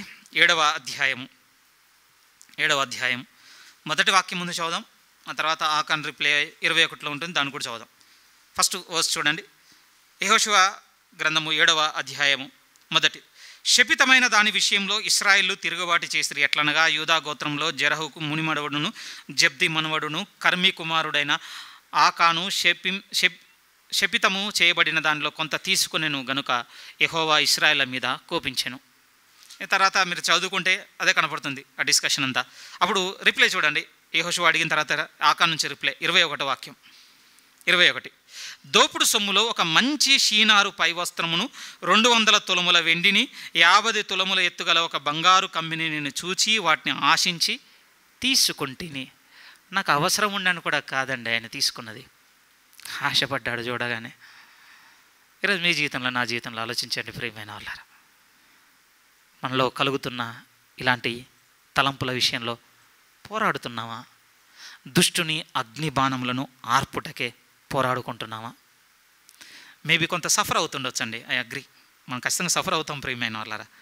మనం కోరుకున్నది మనతో లేకపోతే నిజంగా సఫర్ అవుతాం. కానీ దుష్టుడు వాడు మన జీవితంలో వాడు తీసుకునేటువంటి అటాక్ ఏ ప్లేస్ నుంచి అని అంటే ఆ కొరత పట్ల మనకు తీసుకొచ్చే ఆలోచనలు మీరు చూడండి. అవి కూడా పండు వైపు తిరగగానే ఎలా కనపడింది ఆడ తెలుసా? చాలా కొత్తగా కనపడిందండి ఆవిడకి. ఆహారమునకు మంచిది, కంటికి రమ్యమైనది, వివేకంనిచ్చు తెలివిది. రోజు చూసినప్పుడు లేదు. మనకి ఏదైతే షార్ట్ అండ్ క్రియేట్ అవుతుందో అనండి మన లైఫ్లో, ఏది కొరతగా ఉందని క్రియేట్ అవుతుందో, క్రియేట్ అవ్వగానే మొదలైపోద్ది ప్రియమైన వాళ్ళ టెంప్టేషన్ అనేది. అవ్వ రోజు సరే ఆ డేస్ మనకు అక్కర్లేదు, కానీ ఏ రోజు దాన్ని చూసి కూడా ఇది నాకు కొరత అని అనుకోలేదు. ఏ మాట వరకు? దీన్ని తింటే నిశ్చయంగా మీరు దేవతల వలె ఉందరన్న మాట వినంత వరకు ఇది నాకు కొరత అనుకోలేదండి ఆవిడ. ఎగ్జాక్ట్లీ మన లైఫ్లో ఉన్నటువంటి పార్ట్స్ పెట్టి మాట్లాడడానికి వివేకం తక్కువ ఉండి మన పరిస్థితులను చెప్పడం లేదు. మన జీవితంలో కూడా మనకి ఇది కొరతగా ఉందని అనిపించినంత వరకు ఎటువంటి శోధన రేగదండి మనలో. కానీ ఒకటి కొరత అని కనపడగానే ప్రియమైన వాళ్ళరా, ఆ కొరత మీద ఎన్ని శోధనలు రేగుతాయో. అందులో మన ఫిజికల్ నీడ్స్ ఉండొచ్చు అండి, స్పిరిచువల్ నీడ్స్ ఉండొచ్చు. స్పిరిచువల్ కూడా మనం శోధింపబడతామా? మనం చదివాం కదండి ఆ 10వ అధ్యాయం 2 కొరింథీ 2వ పత్రిక 10. పౌలు గారు ఏమంటే మా మేరకు మించి మేము పోవటం లేదు. మినిస్ట్రీ గురించి మాట్లాడుతున్నప్పుడు అంటాడు మా మేరకు. దేవుడు మాకు హద్దు పెట్టి ఉన్నాడు. ఈ హద్దు వరకే నేను పోరాడుతున్నాను, ఈ హద్దుకు మించి నేను ఆశించటం లేదు, ఈ హద్దుకు మించి కోరుకోవటం లేదు, ఈ హద్దుకు మించి ఇంకేదో కావాలని నేను అస్సలు అనుకోవటం లేదు. అలాంటి టెంప్టేషన్ కూడా ఉంటుందా? ఉంటుంది ప్రియమైన వాళ్ళారా. ఓ టాక్ వెళ్ళిందట. ఏం టాక్ వెళ్ళింది? ఈయన లెటర్స్ చూస్తే చాలా బలంగా ఉన్నాయి, కానీ ఫిజికల్గా చూస్తే ఎట్లున్నాడు తెలుసా? పౌలు గారు చెప్పుకున్నారండి అక్కడ. ఆకారపరంగా అసలు రికగ్నైజ్ చేసేటట్టుగా లేదు ఆయన ఫిగర్. రాసిన మాత్రం బలంగా రాశాడట. ఇలా కూడా శోధింపబడతామా? ఓ చిన్న కొరత కావాలండి మన జీవితంలోనికి, అప్పుడే లోపల నుంచి రేగుతాయి ప్రియమైన వాళ్ళ ఆలోచనలు. అప్పుడే లోపల నుంచి రేగుతాయి ఆలోచనలు. ఆ ఆలోచనలు రేగుతున్నప్పుడు అవన్నీ దుష్ట సంబంధమైన అగ్నిబాణములు అయితే ఎక్కడున్నాం ప్రియమైన వాళ్ళ ఆర్పే విషయంలో నెరవేర్చుకోవడానికి పోరాడుతున్నామండి. భర్త భార్యను సాధిస్తుంది, భార్య భర్తను సాధిస్తున్నారు, పిల్లలు తల్లిదండ్రులను సాధిస్తున్నారు, విశ్వాసులు కాపరిని సాధిస్తున్నాడు, కాపరి విశ్వాసులను సాధిస్తున్నాడు. నిజము, ఇది నిజము. ఒక కొరత అది కనపడేంత వరకు ఓర్పుకుంటూ చూస్తుంది. దొరకగానే ప్రియమైన వాళ్ళారా ఎన్ని ఆలోచనలు రేగుతున్నాయండి, ఎన్ని ఆలోచనలు. నిజంగా ఇది కొంచెం లోతుగా మనం ఇంకొంచెం దగ్గరకు వచ్చి చూడాలి ప్రియమైన వాళ్ళారా. దుష్టుడు మన జీవితంలోనికి రావడానికి వాడు డిపెండ్ అయ్యేది ఏంటి అంటే, మనం ఎవరి మీద అయితే ఆధారపడతామో వాళ్ళ మీదనే వాడు కూడా ఆధారపడతాడండి. ఎగ్జాంపుల్ మీకు చెప్తాను. నేరుగా ఆదాము దగ్గరకు వచ్చినప్పుడు ఏం చేయలేకపోయిందండి, కానీ ఆదాము డిపెండెన్స్ ఎవరో తెలుసా? హవ్వ దగ్గరికి వచ్చింది, ఆదాము క్లియర్ అయిపోయింది. దుష్టుడు మీ జీవితంలోనికి నా జీవితంలోనికి వాడు తీసుకొచ్చేటువంటి శోధనలో ఇంకొకటి ఏంటంటే, మనం ఎవరి మీద డిపెండ్ అయి ఉన్నాం వాళ్ళు కావాలండి. ఇంకొక ఎగ్జాంపుల్ చెప్పను, ఒకదాంతో ఎందుకనాలి. మనం పోయిన సండేనే మాట్లాడుకున్నాం కదా, పేతురు నా తండ్రి బయలుపరిస్తేనే కానీ నరులెవ్వరు నీకు బయలుపరచలేదు. ఎంత గొప్ప రెవల్యూషన్! ఈ బండ మీద నీ సంఘాన్ని కనపడ. ఓహో, ఓకే. ఇప్పుడు పేతురు డిపెండెన్సా యేసుక్రీస్తుకు? కింద కాంటెక్స్ట్ ఏంటో తెలుసా? వెంటనే ప్రభా ఇది నీకు దూరం అగును గాక, ఇది నీకెన్నడూ జరగకుండాను గాక. ఎవరిని వాడుకుంది మీరు చూసారా? సంఘమైన మిమ్మల్ని అడుగుతున్న సున్నితమైన మాట, ఎలా ఉన్నారు? ఉదాహరణకు నేను చెప్తున్నాను, ఒకవేళ స్త్రీ ఉంది, సంఘంలో ఉన్నటువంటి స్త్రీలు, నీ భర్త నీ మీద ఆధారపడి ఉన్నవాడుగా ఉంటే నువ్వు ఏ విధంగా ఉన్నావు? అపవాది నిన్ను ఆశ్రయించి నీ భర్తను గెలుచుకునేటట్టుగానే ఉన్నావా?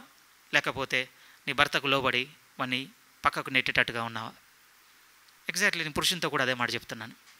ఇప్పుడు నువ్వు ఆధారపడ్డది నీ భార్య అయితే ఏ విధంగా ఉన్నావు? నువ్వు ఆమెకు సహాయం చేసేవానిగా ఉన్నావా, లేకపోతే నిన్ను అపవాది ఆధారం చేసుకొని తనను పడగొట్టేటట్టుగా ఉన్నావా? అది కనపడుతుంది ప్రియమైన వాళ్ళారా. మరి బాగా నేర్చుకోవాల్సిన విషయాలు ఉన్నాయండి ఇక్కడ మీరు నేను. ఎందుకంటే మన జీవితంలో, ఆత్మీయ జీవితం మీద మనకు చాలా పోరాటం జరుగుతుందండి. ఈ పోరాటంలో ఏమాత్రం కూడా చలనం లేని స్థితిలో కాదు మనం ఉండవలసింది. రగులుతున్న ఆత్మచేత నడిపింపబడుతున్న మనం వీటిని చూడవలసింది, బలంగా చూడవలసిందే. అందుకోసమేనండి యాకోబు పత్రికలో ఉన్నటువంటి కొన్ని మాటలు చదువుదామండి. అపవాదిని మనము ఎదిరించుటకు, వారిని జయించుటకు భక్తుడైన యాకోబు చెప్పిన మాటలు చాలా బలంగా ఉన్నాయి ప్రియమైన వాళ్ళారా. కొన్ని మాటలు చదువుకుందాం. యాకోబు పత్రిక 4వ అధ్యాయము, యాకోబు పత్రిక 4వ అధ్యాయము 8వ వాక్యాన్ని జాగ్రత్తగా చూద్దాం. 7 నుంచి. కాబట్టి దేవునికి లోబడి ఉండుడి, అపవాదిని ఎదిరించుడి, అప్పుడు వాడు మీ యొద్ద నుండి పారిపోవును. ఏమండి, దుష్టుడు మన మీద అటాక్ చేస్తున్నప్పుడు దేవుడు మనకిస్తున్నటువంటి సలహా ఏమిటి అంటే, వాడిని మీరు ఎదిరించండి. బట్ ఎవరు ఎదిరించగలరాట తెలుసా? ఎవరైతే దేవునికి లోబడతారో వారు మాత్రమే ఎదిరించగలరు ప్రియమైన వాళ్ళారు. దేవునికి లోబడడం ఎలా వస్తుంది మన జీవితంలోనికి? వాక్యాన్ని బట్టేనండి. ఎగ్జాంపుల్గా మీతో చెప్తాను. ఒక ఆలోచన లేచింది మనలో. ఆ ఆలోచన ఖచ్చితంగా అండి అయితే పాజిటివ్ అన్న చేయమంటుంది, నెగిటివ్ అన్న చేయమంటుంది, ఏదో ఇద్దరు సైడే ఉంటుంది అంతే. న్యూట్రల్ ఏమి ఉండదు ప్రియమైన వాళ్ళ ఒక థాట్కి. అయితే మనం మంచిగానే చేస్తాం, చెడనే చేస్తాం అంతే. సరే ఆలోచిద్దాం. స్పిరిచువల్గా ఉందా, ఫిజికల్గా ఉందా, లేకపోతే ప్రకృతి సంబంధంగా ఉందా నేను ఆ ఆలోచన అనుసరించడం అనేది? ఏమంటే ఈ విషయంలో అండి మనం దేవుని వాక్యం మనలో లేదనుకోండి, దేవునికి ఏ విధంగా లోపడగలం చెప్పండి? తెలుస్తుంది అసలు దేవుని ఆలోచన మనకి. ఉదాహరణకి ప్రభువుని తీసుకెళ్ళింది, ఒక రోజులో మొత్తం అంతా చూపించింది, లోకము వాటి మహిమ అంతా చూపించింది అన్నది. నా అధికారమంతయు లోకముల మహిమ నీకిత్తును. అప్పుడు ప్రభువు అపవాదికి ఇచ్చినటువంటి ఎన్కౌంటర్ వర్డ్ ఏంటి అని అంటే, ఆయన హృదయంలో ఉన్న వాక్యమును బట్టి ప్రియమైన వాళ్ళారా. ఆ రోజే ఆయన హృదయంలో వాక్యం లేకపోయి ఉంటే సింపుల్ యాజ్ దట్ అండి, మనం ఎక్కడ నిలబడ్డాం అక్కడ నిలబడవాడు ఆయన. సరే అక్కడంటే అమ్మో ప్రభుత్వం మనం పోల్చుకుంటాం, సరే మన వల్ల ఫెయిల్ అయినటువంటి పర్సన్ పెట్టుకుందాం. పేతురుకు ఒక ఆలోచన వచ్చింది. ఏమైనా ఆలోచన వచ్చింది? నా ప్రభువు చచ్చిపోతానంటే నేను ఎట్లా ఒప్పుకోవాలి? అసలు నేను ఒప్పుకోవద్దు. ఒక ఆలోచన మనసులో వచ్చింది. ఇప్పుడు తను ఆలోచించాలి కదా, ఇది నా ఆలోచన, దేవుని ఆలోచన. ఎందుకంటే అక్కడ క్లియర్గా యేసుక్రీస్తు వారు, పేతురు నీవు మనుష్యుల సంగతులను తలంచుచున్నావు కానీ దేవుని సంగతులను నువ్వు తలంచటం లేదు. ఏంటి దాని వర్డ్ మీనింగ్? ఇప్పుడు మన జీవితంలో కూడా మనం నడుస్తున్నాం ప్రియమైన వాళ్ళ, మనకు కూడా ఆలోచనలు రేగుతున్నాయి. ఇది దేవుని రాజ్య సంబంధమైందా, దేవుని సంఘ సంబంధమైందా, పరలోక సంబంధమైందా, నిత్య జీవ అసలు ఈ ఆలోచన ఏంటి, ఇదా అదా? ఇది మనకు తెలియాలి. ఈ రెండింటిని మనం డిఫరెన్షియేట్ చేయాలి అంటే అసలు వాక్యం మన హృదయంలో ఉండాలి కదా. చదివేవారుగా ఉండాలి ప్రియమైన వాళ్ళ. బైబిల్ని వాక్యం చదవకుండా ఎలా తెలుస్తుంది చెప్పండి? తెలియకుండా ఎలా తెలుస్తుంది మనకు బైబిల్? తెలియకుండా ఆదివారం మాకు ఎంత బోధిస్తాడు చెప్పండి? ఇక నేను లాగి అక్కడే లాగుతున్నా, ఇంకా మీకు గంట నుంచి అక్కడే లాగుతున్నా. మీరు ఈ గంట వినిపోయి ఒక్క విషయాన్నే ఏదో రబ్బర్ లాగినట్టు లాగిందాన్ని పట్టుకొని కూర్చొని ఇక నేను వినేశాను నాకు తెలిసిపోయింది అనుకుంటే, దేవుడు మాట్లాడే కొన్ని వందల విషయాలు ఉన్నాయి ప్రియమైన వాళ్ళ, వ్యక్తిగతంగా తెలుసుకోవాల్సినవి. ఎప్పుడు తెలుస్తాయి? ఇంకా అర్థం కావట్లేదని సాకు చెప్పుకోవద్దు ప్రియమైన వాళ్ళ. మనం పాపులం అలా చెప్పినట్లయితే. నిజం, వాక్యం అర్థం కావటం లేదు. నేను కూడా మొన్న ఒక డే అండి, ఏం జరిగిందో తెలియదు, అసలు బైబిల్ ఏమాత్రం కూడా ఎక్కుతలేదండి బ్రెయిన్కి. నిజంగా చాలా చాలా పోరాడుతున్నాను. అది బాగా ఇష్టమైన బుక్కే, మళ్ళీ అపోస్తల కార్యమే. అరే హిస్టరీయే కదా, అరే చదువుకుంటూ పోతే. కానీ ఎందుకునండి ప్రభు వెలుగు దొరికినట్టుగా అనిపించడం లేదు. నిజంగా అక్కడ సంగతులు ఎందున్నటువంటి ఒక నూతనమైనటువంటి బలముతో కూడిన ఆత్మీయ ఆహారం దొరికినట్టుగా అస్సలు అనిపించలేదు. నిజంగా ఇంకా బైబిల్ పక్కన పెట్టి ఒకటే ప్రార్థన ఉండే. అప్పుడు గుర్తొచ్చిన వ్యక్తి ఎవరంటే దావీదు ప్రియమే. ఆయన ఏమంటాడో తెలుసా, కొవ్వు మెదడు దొరికినట్టు దొరికింది. అరే ఎట్లా అనుకుంటావు అసలు నువ్వు? నిజంగా బైబిల్ ఓపెన్ చేయగానే నిజంగా ఒక కొవ్వు మెదడు నాకు దొరికితే ఎంత మాధుర్యంగా ఉందో తిన్న ఫీల్ అయిందాన్ని బైబిల్ ఓపెన్ చేయగానే అండం ఏంటి అంటే ఎంత భారం ఉండాలి ప్రియమైన వాళ్ళ వాక్యం మీద ఆయనకి. రెండో వైపు ఏమంటాడో తెలుసా, నిజంగా ఒక విధంగా సర్వ సంపదలు దొరికినట్టుగా నేను ఆనందపడుతున్నాను. 119 కీర్తనలు అంటాడు, సర్వ సంపదల. అబ్బా రూపాయలు ఈరోజు మీకు మీ అకౌంట్లో క్రెడిట్ అయినాయంటే ఇంకా అస్సలు మామూలు ఉండదని మీ ఫీలింగ్. రిఫరెన్స్ దొరికితే క్రిటిసైజ్ అని కాదు, కానీ మన ఫీలింగ్ చెప్తున్నాను అంతే. హస్బెండ్ మీకు చాలా సీరియస్గా ఏదో అనిపించి ఈ ఫెస్టివల్కు మా కంపెనీ బోనస్ ఇచ్చేసింది, చాలా డబ్బులు వచ్చేసింది, బంగారం కొనమంటావని నీతో అన్నాడు అనుకోండి, ఎంత ఖుషి తెలుసా అండి. ఇక కార్ట్లో అన్నీ స్క్రోల్ అవుతూ ఉంటాయి. మొన్న ఈ డిజైన్ అనుకున్నాను, మొన్న ఆ డిజైన్ అనుకున్నాను, ఎంత వచ్చింది, ఎంత వేసుకుందాం, ఇంకొచ్చి నేను దాచుకుంది అది కలుద్దాం. నేను అడుగుతున్నాను ప్రియమైన, ఎక్కడ పోయింది మన వాక్యం దగ్గర మనసు? ఎక్కడ పోయింది అది? ఏమాత్రం కూడా వాక్యం హృదయంలో ఉండకుండా ఏ విధంగా తెలుసుకోగలుగుతాం? ఇది దుష్టుని తలంపు, ఇది దేవుని తలంపు, లేదు నన్ను దేవుడే నడిపిస్తున్నాడు, ఇది దుష్టుడు నన్ను ఎలా తెలుస్తుంది మనకి? నేను కూడా మీరున్న చోట నిలబడ్డాను, కానీ మిమ్ములను నాతో కలిపి పురికొలుపుతున్న విషయం ఏమిటి అని అంటే, ముందుకు వచ్చి నిలబడదాం ప్రియమైన వాళ్ళ దేవునితో. ప్రభు నువ్వు చూపించు, అది దుష్టుని ఆలోచన నాకు చెప్పు. ఆ రోజు పేతురుకు తెలియలేదండి అసలు, మరి మనకేమైనా తెలుస్తుందా? కానీ పేతురు వదలలేదు ప్రియమైన వాళ్ళారా, పేతురు వదలలేదండి. మనం వదిలేస్తున్నాం, అదే బాధ. అందుకోసం రాశాడు అనుకుంటాను పేతురు గారు ఆ కాంటెక్స్ట్. మనం రక్షణలో ఎదుగు నిమిత్తము నిర్మలమైన వాక్యమైన పాలను మీరు అపేక్షించండి. ఒక బిడ్డ పాల కొరకు ఏడ్చినంతగా ఎడవండి. ఎందుకంటే దాని కొరత తెలిసిందండి ఒకరోజు ఆయనకి. బహుశా అదే అనుకుంటున్నాను నేను కూడా. మీకు నాకు ఆ కొరత తెలియనంత వరకు దూరంగా ఉంటాం ప్రియమైన వాళ్ళ బుక్కి. ఈరోజు ఇక్కడితో ఆపుతానండి, వచ్చే వారం 2 భాగాలు చెప్పాలి మీతో, ఆ భాగాలు చెప్తాను. కానీ ఇప్పుడు మనం చూడవలసిన విషయం, దుష్టుని తంత్రములు మన మీద ఉన్నప్పుడు ప్రియమైన వాళ్ళ, వాడు మన జీవితంలోనికి శోధన తీసుకుని వచ్చి మనల్ని పెడుతున్నప్పుడు ప్రభు అంటున్న మాట ఏంటో తెలుసా? మీ తలంపుల గుండానే మన జీవితంలో ఏది కొరతగా ఉందో దాన్నే పట్టుకొని వస్తాడండి. దాని మీదనే ఆలోచనలు రేపుతుంటాడు. మనం దేని మీదనైతే ఆధారపడి ఉంటామో దాని త్రూయే మనల్ని కదిలిస్తుండడానికి ప్రయత్నం చేస్తుంటాడు. మీరు చూడండి ప్రియమైన వాళ్ళ, కనపడుతున్నాయి. ప్రభు చూపెడుతున్నటువంటి సొల్యూషన్ ఏంటో తెలుసా? పరిష్కారం. మీరు దేవునికి లోబడి ఉండండి, అపవాదిని ఎదిరించండి, వాడు మీ యొద్ద నుండి పారిపోవును. అలాంటిది ఎక్స్పీరియన్స్ ఉంటుందంటే ఆబ్వియస్గా ఉంటుందండి. ఎందుకు ఉండదు చెప్పండి? మీకు వ్యభిచార సంబంధమైన తలంపు రేగింది, ఒప్పుకుంటాను. ఒకప్పుడు అంటే లేదు ప్రియమైన వాళ్ళరా. మీడియాని చూస్తే చాలా బాధ అవుతుందండి నాకు కూడా. దట్టు ఇంటర్నెట్ చూస్తే ఇంకా వణుకు. ఎందుకంటే అది మనం చాలా దగ్గర చేసిందండి వ్యభిచార సంబంధమైన వాటిని. ఎందుకంటే మనం ఉన్నటువంటి ఈ సామాజిక జీవితంలో చాలా రెస్ట్రిక్షన్స్ ఉన్నాయి. ఇంకా క్రిస్టియన్ పేరెంట్స్ ఉన్నారంటే ఇంకా రెస్ట్రిక్షన్స్. మనం బాప్తిసం తీసుకొని మన క్రిస్టియన్ ఇంకా రెస్ట్రిక్షన్స్. అదే బయట ఉన్నాం అనుకోండి, నలుగురితో పాటు మనం. ఏమండి, ప్రభువులో ఉన్నప్పుడు ప్రియమైన ఎన్ని ఆశలు రేగుతుంటాయి తెలుసా లోపల. వాటిని డిఫెండ్ చేసుకోవడానికి కొన్ని మాటలు కావాలండి మన హృదయంలో. ఇది దేవుని పరిశుద్ధాత్మకు ఆలయమైందని నేను తెలుసుకోవాలి కదా. నాకు ఇష్టమైన వస్తువునే, నాకు ఇష్టమైన చోటునే పాడు చేయడానికి ఇష్టపడను. నాకంటే శ్రేష్టమైన స్వభావం కలిగిన దేవుడు ఆయన సంబంధించిన ఈ చోటును పాడు చేస్తానంటే ఆయన ఒప్పుకుంటాడా? ఒప్పుకొను. మేబీ ఫస్ట్ టైం అది మనల్ని ఆపకపోవచ్చు, కానీ మాటికి మనం ఆ వాక్యమును మన హృదయంలో నెమరు వేసుకున్నట్టుని బట్టి. ఎగ్జాంపుల్ మీకు ఒకటి చెప్తానండి. ఫైర్ ఉందనుకోండి, ఫైర్కు భలే నేచర్ ఉంటుంది ప్రియమైన ఆర్లరా. కొన్నిసార్లు అంటే ఆర్పేసాం అనుకుంటాం, అనుగుతాం, ఆరిపోయింది అనుకుంటాం. సమ్ టైమ్స్ అండి చిన్నది లోపల ఉంటుంది, మళ్ళీ స్టార్ట్ అవుతుంది, మళ్ళీ లిటప్ అవుతుంది, స్లోలీ మళ్ళీ ఫైర్ అవుతుందండి. ఎస్, అపవాది తలంపులను మన జీవితంలో రాస్తున్నప్పుడు కూడా వాడిని అగ్ని బాణములనే రాశాడండి పౌలు గారు. మనం ఏమనిపి ఈ కొటేషన్ చెప్పే కానీ ఇక నా హృదయంలో ఉన్నటువంటి శోధన ఆగిపోయింది అనుకుంటు, మేబీ ఆ 1 hour అది అని ఉండొచ్చు. మళ్ళీ స్లోలీ మళ్ళీ బయటికి లేస్తుందండి. దాని అర్థం ఏమిటి అని అంటే, కీప్ ఆన్. ఇక విడవక చేయాల్సిందే ప్రియమైన వాళ్ళారు.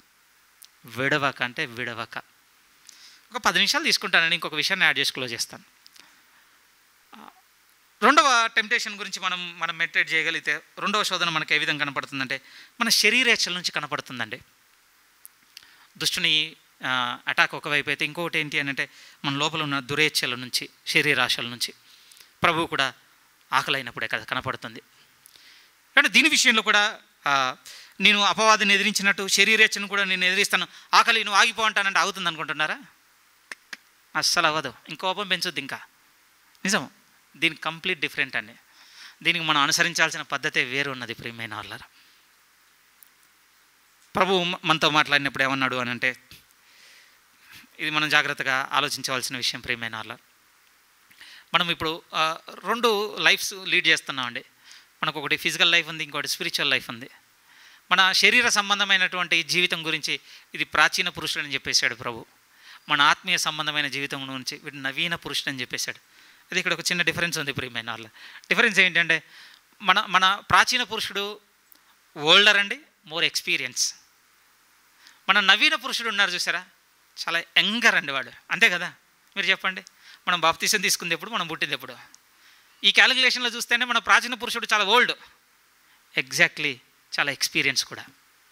ఎందుకు ఈ మాట అంటున్నాను అంటే ఒకటి ఒప్పుకోవాల్సిందేనండి. ఏ విషయం ఒప్పుకోవాలి అని అంటే యవనస్తుని కంటే అనుభవం కలిగిన వాడు ఎప్పుడు గెలుస్తుంటాడండి పైకి, అంతే కదా? ఎందులోనైనా మన స్పిరిచువల్ లైఫ్లో కూడా అదే జరుగుతుంది ప్రియమైన వాళ్ళారా. ఎందుకు ఇది మీతో చెప్తున్నాను అంటే ఇప్పుడు మనలో నూతనంగా ఉన్నటువంటి యంగర్ లైఫ్ ఒకటి ఉంది కదా, నవీన పురుషుడు, మనకి స్ట్రెంగ్త్ కావాలండి.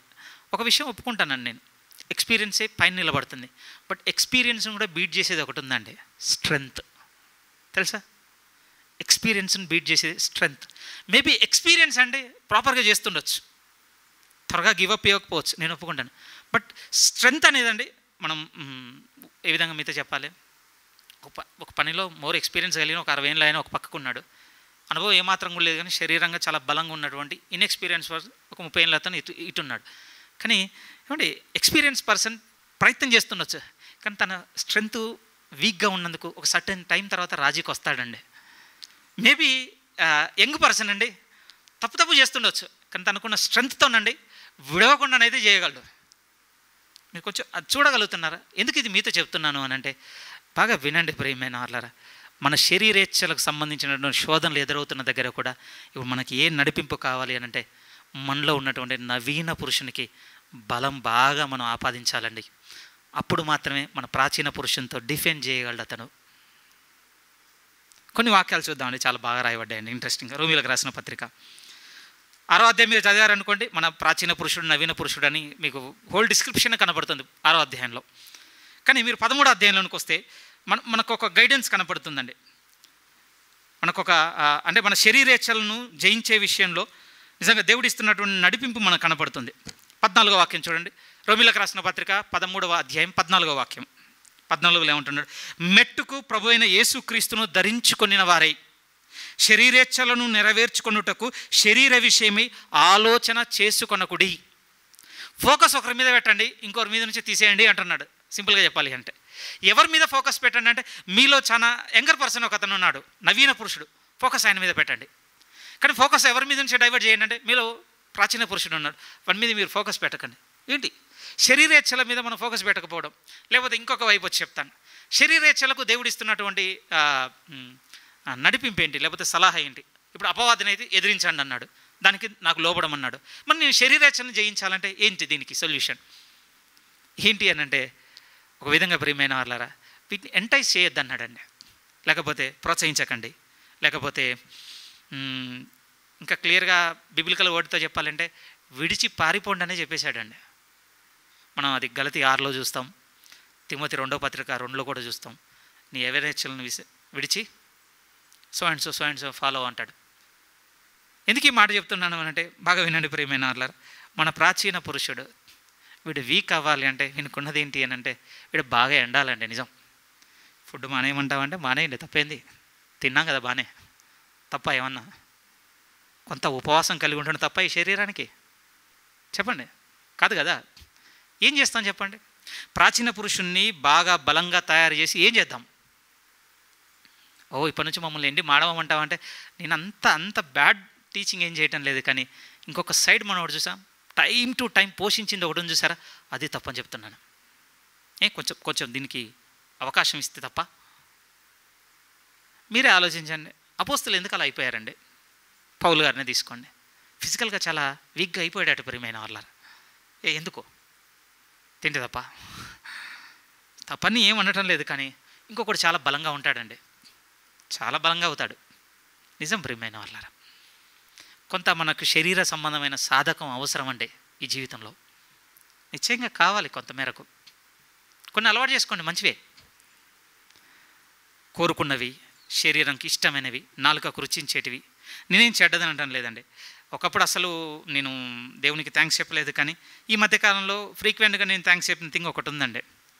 ఎస్పెషల్లీ దేవుడు నా నాలుక మీద రుచిని పెట్టినందుకు. టేస్ట్ బర్డ్స్ ఉంటాయి కదా, వీటి మట్టి కూడా దేవునికి థ్యాంక్స్ చెప్పింది ఉంది. ఎందుకో తెలుసా? ఉదాహరణకు ఒక వెహికల్ ఉందనుకోండి, దాని ఫ్యూయల్ టేస్ట్ని అసలు చేయలేదండి. పెట్రోల్ పోసారనుకో ఏ రుచి ఉంటుందో చూడగలుగుతుంది అనుకుంటున్నా. అది నడవడానికి మండించుకొని నడుస్తుంది, కానీ అది అది అది దానికి ప్రాణాధారంగా ఏదైతే ఉందో దాన్ని రుచి కాదు కదా, ఏం చేయలేదు. కానీ దేవుడు మనకి ఇచ్చినటువంటి స్థితి ఏంది? వీ కెన్ సెన్స్ ఇట్ అండి.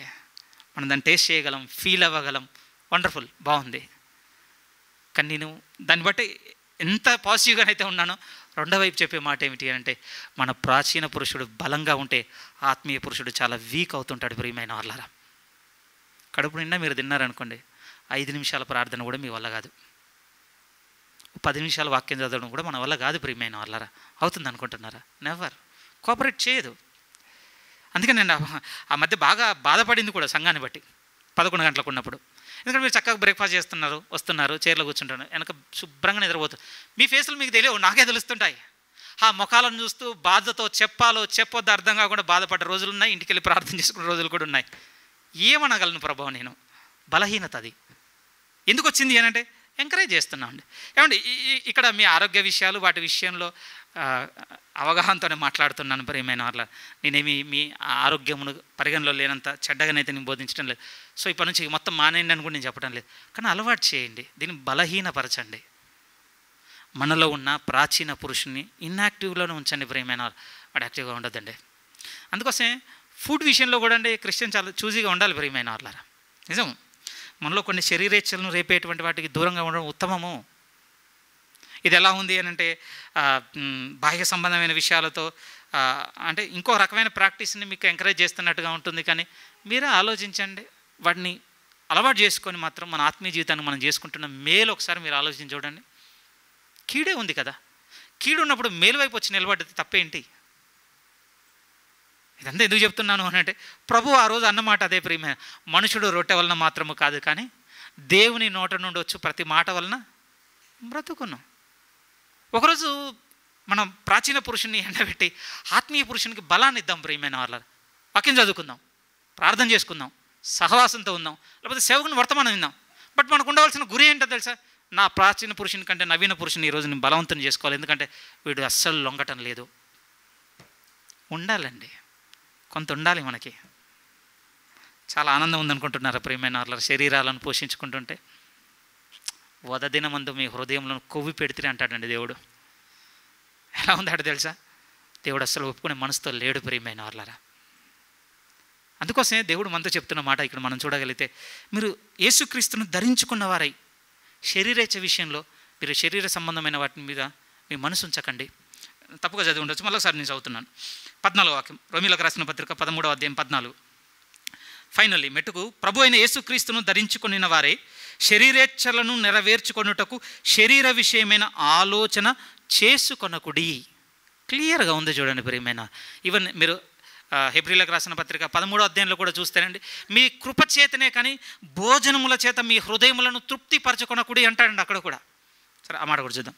హెబ్రీలకు రాసిన పత్రిక చాలా వర్స్ ఉన్నాయండి, బట్ అవన్నీ చూస్తే మీకు చాలా అఫెన్సివ్గా ఉంటుండొచ్చు. ఎందుకంటే మనం డైట్ విషయంలో చాలామంది పర్టికులర్గా ఉంటుంటారు. ఇదే తినాలి, ఇట్లే తినాలి, ఇప్పుడే తినాలి, అమ్మో ఒకటి మిస్ అయినా కూడా మాకు మనసు ఒప్పదు. అలాంటి వాళ్ళని నేను కొంచెం బాధ పెడుతుండొచ్చు, నన్ను ఎక్స్క్యూజ్ చేయండి. బట్ బైబిల్లో కూడా చాలా శ్రేష్టమైన మాటలు ఉన్నాయి ప్రియమైన వాళ్ళ. మన ప్రాచీన పురుషుడు బలహీనంగా ఉంటేనే ఆత్మీయ పురుషుడు చాలా బలంగా ఉండగలడు. హెబ్రీలకు రాసిన పత్రిక 13వ అధ్యాయం 9వ వాక్యం చూడండి. 9వ వాక్యం, నానా విధములైన అన్య బోధల చేత త్రిప్పబడకుడి అన్న తర్వాత, భోజన పదార్థములను బట్టి కాక కృపను బట్టియే హృదయమును స్థిరపరచుకొనుట మంచిది, భోజనమును బట్టి ప్రవర్తించువానికి ఏమీ ప్రయోజనము కలుగలేదు. ఎంత క్లియర్గా ఉంది చూడండి. ఏమంటుండో తెలుసా? కింద స్టేట్మెంట్ చూడండి, ఏమీ ప్రయోజనమే కలగలేదటండి భోజనమును బట్టి ఒక ఆలోచనతో ఉన్నవాడికి. మీరే ఆలోచించండి ప్రియమైన వాళ్ళారా, ఈ శరీరము కొంత లోబడాలి అని అంటే ప్రభువుకి ఇది నలగాలి. పోషిస్తే, సుఖపెడితే, సౌకర్యంగా చూసుకుంటే ఇది వినదు. నాతో పాటు సంఘంలో ఉన్న యవ్వనాలతో కూడా చెప్తున్న మాట, ఇది సఫర్ అవ్వాలి. నేను ఒక బాధపడే మాట ఒకటి చెప్పి ముగించేస్తాను ప్రియమైన వాళ్ళారా. సంఘంలో ఉన్నట్టండి పెద్దవారి కంటే యవ్వనస్తులు ఎక్కువ ఉండాలటండి ఉపవాసం చేసే వంతులో. తట్టుకునే సామర్థ్యం కలిగిన వయసు అది. ఇంకొకటి, శరీరేచ్ఛల చేత బాగా ఈడవబడేటువంటి ప్రాయము కూడా అది. దానికి ఏమైనా ఉంది అని అంటే యాంటీడోట్ నలగాలి. అది కంటికి కనిపించింది, మనసుకు నచ్చింది, నోటికి రుచించింది, ఎలాగైనా సరే తినాలి, ఎంత దూరం అయినా వెళ్ళాలి. మొన్న ఒక వీడియో చూశానండి. ఒక ట్రైబు ఒక యూనిక్ క్వాలిటీతో ఉందటండి. ఆ ట్రైబు వాళ్ళ కల్చరు, వాళ్ళ ఫెస్టివల్ అవన్నీ ఎక్స్పీరియన్స్ అవ్వడానికి ఆయన ఉన్న ప్లేస్ నుంచి 2000 కిలోమీటర్లు వెళ్ళాడట అతను. నేను షాకే, నీ ఓపిక మెచ్చుకోవాలరా బాబు అనుకున్నాను. 2000 కిలోమీటర్లు వెళ్ళావా నువ్వు? ఎందుకింత? ఓహో, శరీరం సహకరించి బలము ఆరోగ్యం అన్నీ ఉన్నందుక. గుర్తుపెట్టుకోవాల్సిన విషయం ఉన్నది ప్రియమైన వాళ్ళ. భోజనమును బట్టి సుఖించిన వానికి, భోజనమును బట్టి శరీరమును పోషించుకున్న వానికి కలిగిన ప్రయోజనం ఏమీ లేదు. పైగా ఆత్మీయ పురుషుడు బలహీన పడడమే దానికి పరిష్కారం ఉంది తప్ప జయించింది ఏం లేదు. అందుకోసం ప్రభు అన్నమాట, మనుషుడు రొట్టె వలన మాత్రము కాదు కానీ దేవుడి నోట ఉండవచ్చు ప్రతి మాట. లోకం నుంచి ఇంకా బలంగా కలుగుతాయి కదా, వాటి గురించి వచ్చే వారం చూద్దాం ప్రియమైన వాళ్ళ. మీతో చెప్పిన మాటలు అపవాది మన జీవితంలో కొరతగా ఉన్న వాటిని పట్టుకున్నాడు. మనం దేని మీద అయితే ఆధారంగా ఉన్న వాటిని పట్టుకున్నాడు. ఆలోచనలు రేపుతున్నాడు. ఆలోచనలన్నీ అటువైపు లాక్కెళ్తున్నాడు. ప్రభు చూపెడుతున్న మార్గం, నాకు లోబడండి. నా వాక్యం మీ హృదయంలో ఉంటే ప్రతి ఆలోచనను మీరు ఏ విధంగా నా వైపు తిప్పుకోవాలో నా వాక్యం మీకు చూపిస్తుంది. అది దుష్టుని ఎదిరించుటకు దేవుడు చూపిన మార్గం. మరి శరీరేచ్ఛలకు, శరీర విషయమైన ఆలోచన మీరు చేసుకొనకుడి. ఇది ప్రభువుకు లోబడుటకు. దీన్ని కొంత బాధ పెట్టాలి ప్రియమైన వాళ్ళ. తప్పు లేదు, నేర్చుకోగలం. బద్దులో మనము శరీర ప్రకారం నడుచుకునేవాడు మరణమే పొందుకుంటాడని చెప్పండి రోమ 8లో కూడా. సారీ, ఎక్కువగా టైం తీసుకున్నందుకు. బట్ వచ్చే వారం ప్రియమైన వాళ్ళరా ప్రార్థన పూర్వకంగా వద్దాం. ఎందుకంటే లోకం ఇంకా చాలా బలంగా కనపడుతుందండి. మనం చూడవలసిన విషయాలు ఇంకా చాలా ఉన్నాయి.